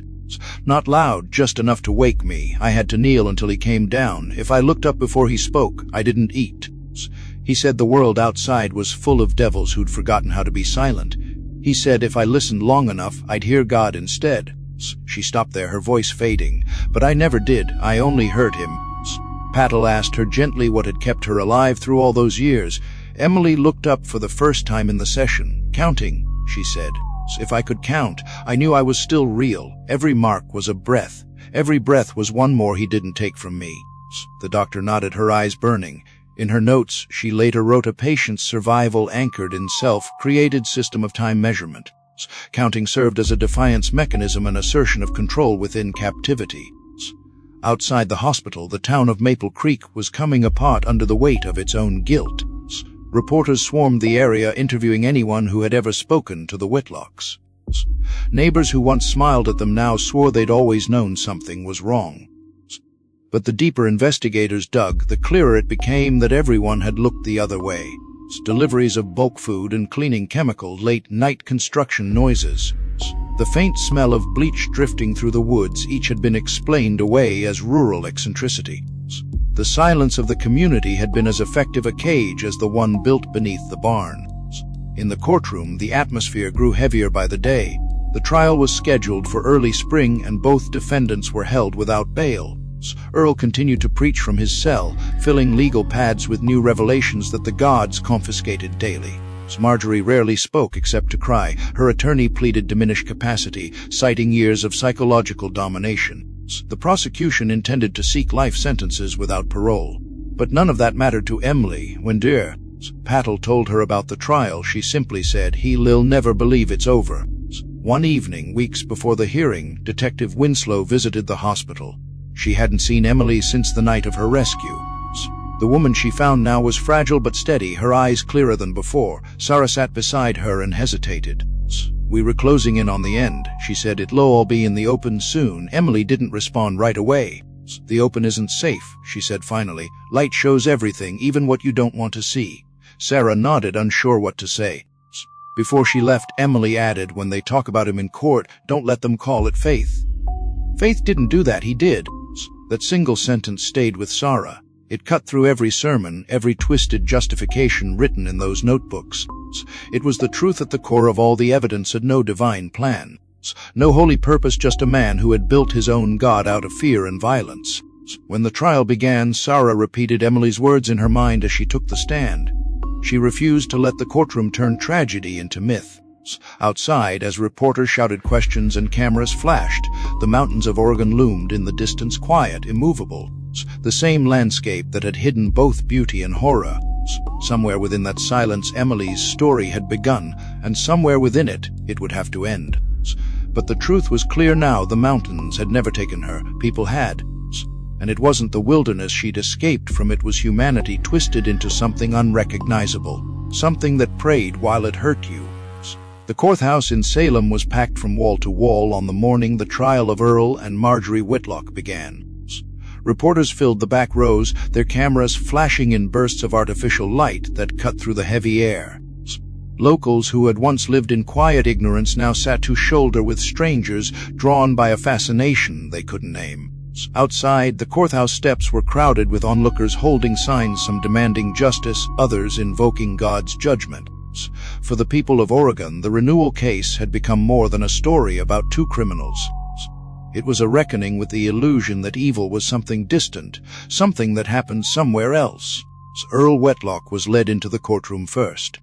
He wore a clean gray suit that didn't fit quite right, his white hair neatly combed, his eyes calm and cold. He didn't look like a monster, and maybe that was what made him most dangerous. When the bailiff asked him to stand for the jury, he smiled faintly, as if greeting old friends. Marjorie followed, smaller and visibly shaking, her face pale and swollen from sleepless nights. She avoided everyone's eyes, clutching a worn handkerchief in both hands. Where Earl radiated control, Marjorie seemed hollowed out, the remains of a life consumed by someone else's madness. The prosecution's opening statement was simple and devastating. Assistant District Attorney Rachel Lawson stepped to the center of the room and said, "This case is not about faith. It is about domination. It is about a man who used belief as a weapon and a woman who helped him wield it. It is about Emily Parker, who survived 5 years in a basement built to erase her." Every word echoed like the strike of a gavel. The jury, 12 men and women who had sworn they could remain impartial, already knew they would never forget what they were about to hear. The first week of testimony focused on the evidence found at the Whitlock farm, the cellar, the journals, the tapes. Photos were displayed on a large screen, the images projected in painful clarity. The marks carved into the concrete, the chains bolted to the wall, the crude cross standing in the corner. Each picture drew a collective intake of breath from the room. The jurors looked down, some pressing their hands to their mouths. When the prosecutor played a short section of Earl's recorded sermon, even the defense didn't object to pausing afterward. The silence that followed was absolute. The defense built their case around insanity and manipulation. Earl's attorney argued that his client was delusional, that he truly believed he was acting on divine instruction. Marjorie's lawyer portrayed her as a victim, brainwashed and beaten into complicity. She lived under his control just as much as Emily Parker did, he said, his voice trembling with rehearsed sincerity. But those arguments faltered when the prosecution began calling witnesses. Detective Sarah Winslow was among the first to take the stand. She described finding the cellar, the smell, the chains, the 1-827 marks on the wall. Her voice was steady, but her hands trembled as she pointed to the photographs. "Every one of those marks was a day she survived," she said. "Every single one." The jurors leaned forward, drawn by the quiet conviction in her tone. Sarah didn't embellish. She didn't need to. The truth was raw enough. Next came Jordanomi Patel, who explained the psychological impact of captivity. She spoke of trauma bonding, coercive control, the breaking and remolding of identity. When asked to describe Emily's condition, she hesitated. "She's alive," she said softly, "but part of her is still there in that room. Healing isn't the same as freedom." Her words left the courtroom heavy with silence again. The most anticipated testimony, however, was Emily's. For weeks she had resisted appearing. The thought of seeing him again, of being in the same room, made her physically ill. But after long conversations with Dreher, Patel and her parents, she agreed to testify by video from a secure room in the hospital. When her face appeared on the courtroom monitor, the audience went completely still. She was pale but composed, her eyes focused, her hair cut short as if to shed the past. The prosecutor began gently, asking her to confirm her name and her understanding of why she was there. Emily nodded. Her voice was calm, deliberate, carrying the weight of someone who had rehearsed this moment in her mind 1,000 times. She recounted her last day on the mountain, the stranger's voice offering help, the sudden darkness that followed. She spoke about waking up in the cellar, about the rules, the punishments, the endless days marked on the wall. "He said God had chosen me," she said.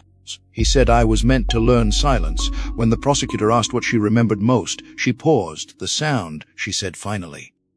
There was always a sound: dripping water, the hum of the light. You start to think the silence is louder than the noise. When it was the defense's turn to cross-examine, Earl's lawyer asked if she believed his client was insane. Emily looked directly at the camera. He wasn't insane, she said. He knew exactly what he was doing. He enjoyed it. Her voice didn't shake. For the first time in 5 years, she sounded like someone reclaiming her name. Throughout her testimony, Earl sat motionless, his hands folded neatly in his lap. Only once did his mask slip. When Emily described how Marjorie had failed to lock the hatch the night she escaped, Earl leaned toward his attorney and whispered something. A camera caught the movement of his lips. "She'll come back." It was enough to send a chill through everyone who saw it replayed later on the news. The trial stretched for 6 weeks. Witness after witness painted a portrait of 2 lives consumed by delusion and cruelty. Former neighbors testified about strange late-night prayers echoing from the property.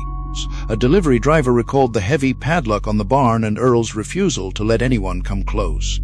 Forensic specialists detailed every piece of evidence, every tool, every tape, every drop of blood embedded in the concrete. It was overwhelming, undeniable, and horrifying in its clarity. When the closing arguments came, the prosecution didn't need theatrics. "We are not here to interpret scripture," Lawson told the jury. "We are here because 2 people chose to play God." She gestured toward the defense table where Earl sat with his hands folded and his expression unchanged. "He built a church of one," she said, "and he called his cruelty faith." After 12 hours of deliberation, the jury returned with their verdict. The courtroom was silent except for the sound of paper rustling. The jury find the defendant Earl Whitlock guilty on all counts. The words fell like stones. We find the defendant Marjorie Whitlock guilty on all counts with recommendation for leniency based on coercion. Earl didn't flinch. Marjorie broke down sobbing, her cries echoing off the marble walls. The judge sentenced Earl Whitlock to life imprisonment without the possibility of parole.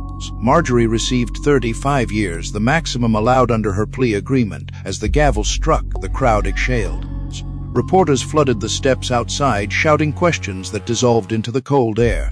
Inside, Sarah Winslow watched Earl being led away, still calm, still silent. He turned once toward the gallery, meeting her eyes with a faint smile. It wasn't remorse. It was recognition, the look of a man who believed he had won something invisible. That night, Emily watched the verdict from her hospital bed. Her mother sat beside her, holding her hand.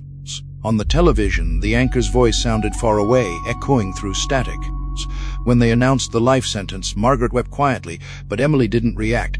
After a long silence, she said, "He's still alive, isn't he?" Her mother nodded. Emily's eyes stayed on the screen. "Then it's not over." In the months that followed, the world moved on, but the people who had touched the case carried it with them. Sarah transferred out of missing persons, unable to walk another trail without hearing echoes of that cellar. Paddle began writing a paper on long-term trauma recovery, dedicating it anonymously to those who count the days. And Emily, though free in body, remained half in shadow. She told Paddle once that justice didn't feel like healing. "A verdict can't fill the silence," she said. "It just names it." Still, something shifted inside her. She started walking again, not mountains, not trails, just city blocks at first, learning how to be alone without being afraid. The wind on her face felt unfamiliar, almost too much, but she didn't look away. Somewhere deep down, she understood that surviving wasn't a single act. It was a daily choice, and though the scars would never fade completely, she had begun to count new days not as punishment, but as proof she still could. The months after the verdict passed like seasons in slow motion. Winter settled over Oregon with its quiet gray weight, snow gathering on the eaves of houses and blanketing the mountains where everything had once begun. The news cycle moved on, the headlines dimmed, and the world found other tragedies to fixate on. But for Emily Parker, the silence that followed was heavier than any noise that had come before. She was free, yes, legally, physically, but freedom had become a strange thing to her. It didn't feel like the wide, open spaces she had once loved, or the sound of wind through the trees. It felt like a constant, aching awareness of absence, of everything she had lost, and everything that had been taken from her. After months in the hospital, she was released into her parents' care. They lived in a small 2-story house outside Portland, surrounded by tall cedar trees that smelled like rain. Her old bedroom had been preserved almost exactly as she'd left it, maps pinned to the walls, hiking boots lined by the windows, photographs of mountains that now looked like memories of someone else's life. For days after coming home, she barely spoke. She would sit by the window, staring at the forest beyond the backyard, watching the way the fog curled around the trunks like breath. The woods had always been her refuge, her sanctuary, but now they looked like a cage turned inside out. Patel continued her sessions with Emily through home visits. Their conversations were quieter now, less about the past and more about learning to exist in the present. Healing isn't erasing, Patel told her once. It's carrying what happened without letting it define every breath. Emily didn't respond, but the words lingered. She began keeping a journal again, not a record of the past, but a map of the days as they unfolded. Each morning, she wrote the date at the top of the page, a habit left over from those 5 years of counting. But instead of tally marks, she filled the pages with fragments, pieces of conversations, colors she noticed, dreams she half remembered. Some days were almost normal. She would help her mother cook, walk through the neighborhood with her father, or visit the small park at the edge of town. Children played there, their laughter echoing across the cold air. It startled her at first, that sound too sharp, too alive, but gradually she began to find comfort in it. Noise could be safe, she realized. It could mean life. Other days were harder. Sometimes a door would slam and she'd flinch so violently her hands would shake for hours. Sometimes she would wake in the middle of the night, convinced she could hear the hum of the cellar light, the steady mechanical drone that had once been the soundtrack to her existence. In those moments she would sit up, count to 10 under her breath, and remind herself there is no light. There are no walls, there is only now. The trial had given her justice, but justice didn't stop the memories. In interviews, reporters still spoke her name, though she refused to appear on camera. Her story had become a symbol. Books, documentaries, even academic studies dissected her survival, but to her it all felt hollow. She wasn't a symbol. She was a person still learning how to eat without asking permission, how to sleep without fear, how to speak without trembling. People want the ending, she told Patel once. They want me to say I'm okay so they can feel better. But I don't think there's an ending. I think it just keeps going. Despite her reluctance, Emily agreed to give one interview to a local journalist named Daniel Rhodes, who promised to focus not on her trauma but on her strength. They met at a small cafe near downtown, quiet and unassuming. He asked careful questions, giving her time to answer or to refuse. When he asked what she missed most from before, she smiled faintly. Silence, she said. The real kind. The kind that isn't heavy. When he asked what she wanted now, she said, to walk without looking back. The article that followed was simple, respectful, and human. It didn't sensationalize her pain or turn her into a tragedy. It ended with a single quote: survival isn't something you finish, it's something you practice. The piece spread quietly online, reaching people far beyond Oregon. Letters began arriving at her parents' house, some from survivors of other horrors, others from strangers who simply wanted to say thank you. Emily didn't respond to most of them, but she kept them all in a box under her bed. I don't want to forget, she told her mother. If I forget, it's like it never happened. As spring approached, Emily began venturing farther from home. She started hiking again, though only short trails at first, paths that stayed close to roads and sunlight. Her father worried but didn't stop her. You taught me to respect the mountains, she told him once. I'm just trying to make peace with them. Each time she went, she carried a small notebook in her pocket, marking the date and place. She never stayed long, but every walk felt like reclaiming a piece of herself. One afternoon in May, she drove alone to the edge of the Three Sisters wilderness, the same place she had disappeared 5 years before. The trailhead was the same, though the sign was new, the wood pale and unscared. She stood there for a long time, feeling the wind on her face. There were no ghosts waiting, no invisible eyes watching. Just the steady rhythm of nature, birds calling, trees creaking, the sound of her own heartbeat syncing with the world again. She didn't hike that day. She just stood, breathed, and let herself exist in the place where everything had once ended and begun. The investigation into Project Renewal eventually expanded beyond Oregon. Evidence from the Whitlock's notebooks led to discoveries in Washington and Idaho: abandoned cabins, shallow graves, traces of other victims who had never been found. Each revelation brought new waves of outrage, but also a deeper understanding of how far belief could twist when left unchecked. Emily followed the news from a distance, her feelings a mix of sorrow and grim relief. It means I wasn't the only one, she told Mr. Patel. But it also means there are so many who never made it out. In late summer, a non-profit group reached out to her, a coalition of survivors and advocates who worked with trauma victims nationwide. They offered her the chance to speak at a closed retreat, not to tell her story publicly, but to share what she had learned about surviving the impossible. She hesitated at first, unsure if she had anything to give, but eventually she agreed.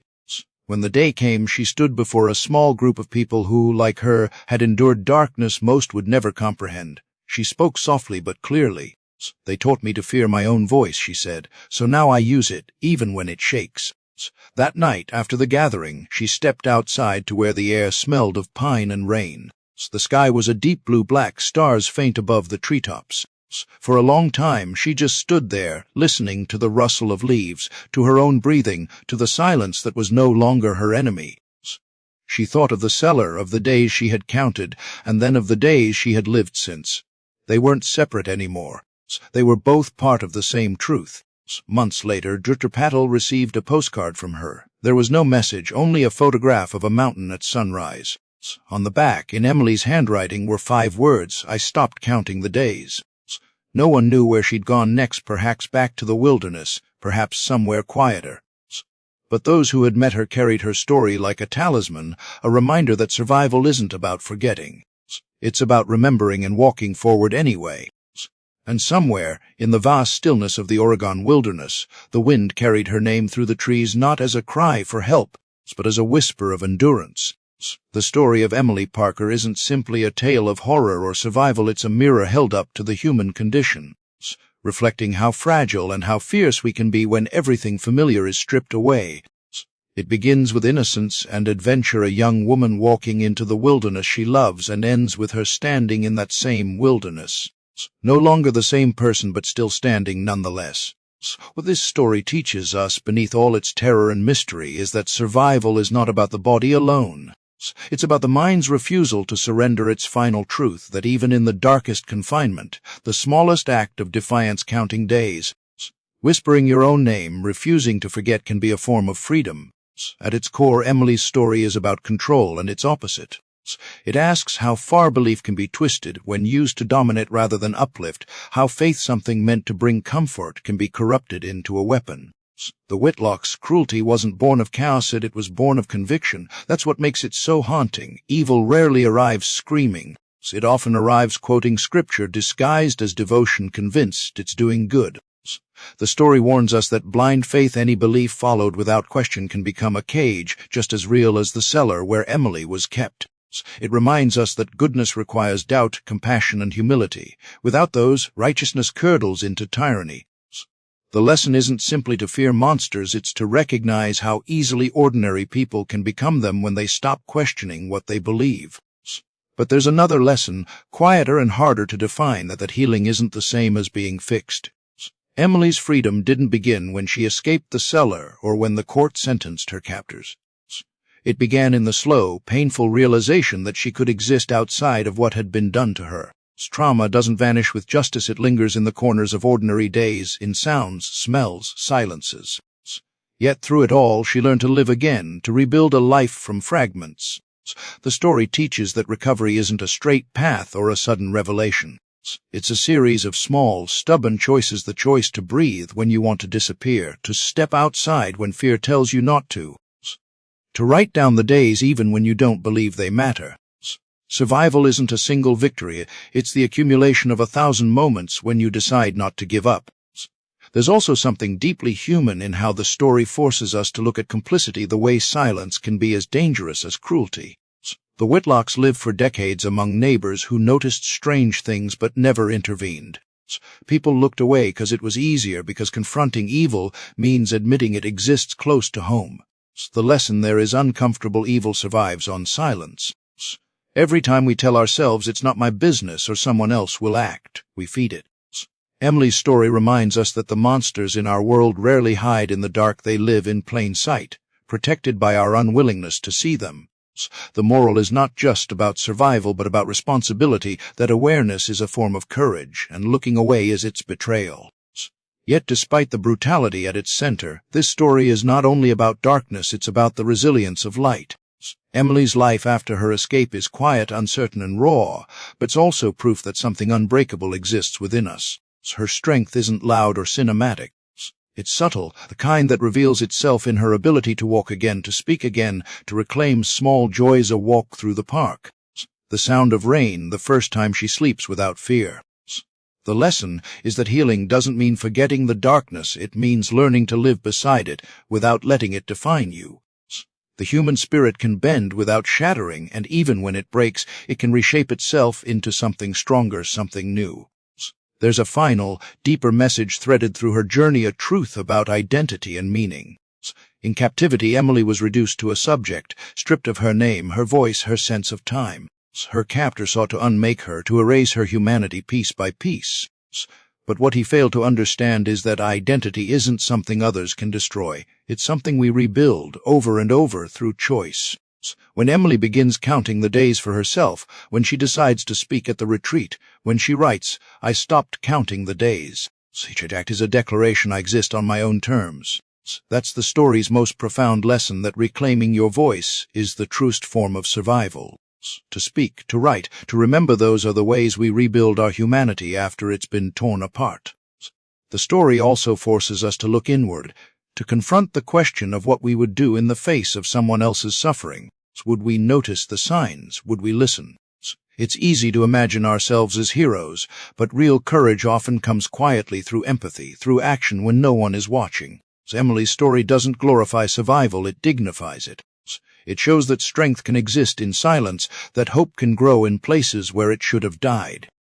It challenges us to honor not only her endurance, but the endurance of every person who has walked through something unthinkable and still found a way to keep walking.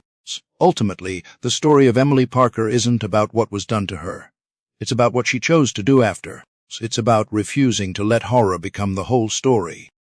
In the final scene, when she stands in the wilderness and breathes in the wind, she's not just revisiting the place where she disappeared.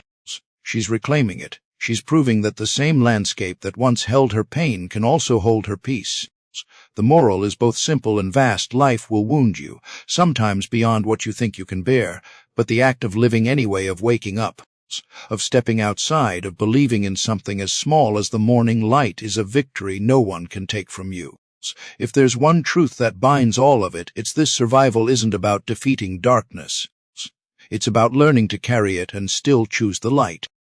Emily's story reminds us that the human heart, even after the worst kinds of cruelty, still knows how to love, still knows how to hope, still knows how to heal. And maybe that's the only redemption any of us ever get, that after being broken, we can still look at the world and say, "I'm here. I made it through, and I'm still counting, but this time, not the days I survived, the ones I get to live." The darkness doesn't end here. Subscribe, turn on notifications, and let me take you deeper into things not everyone dares to face.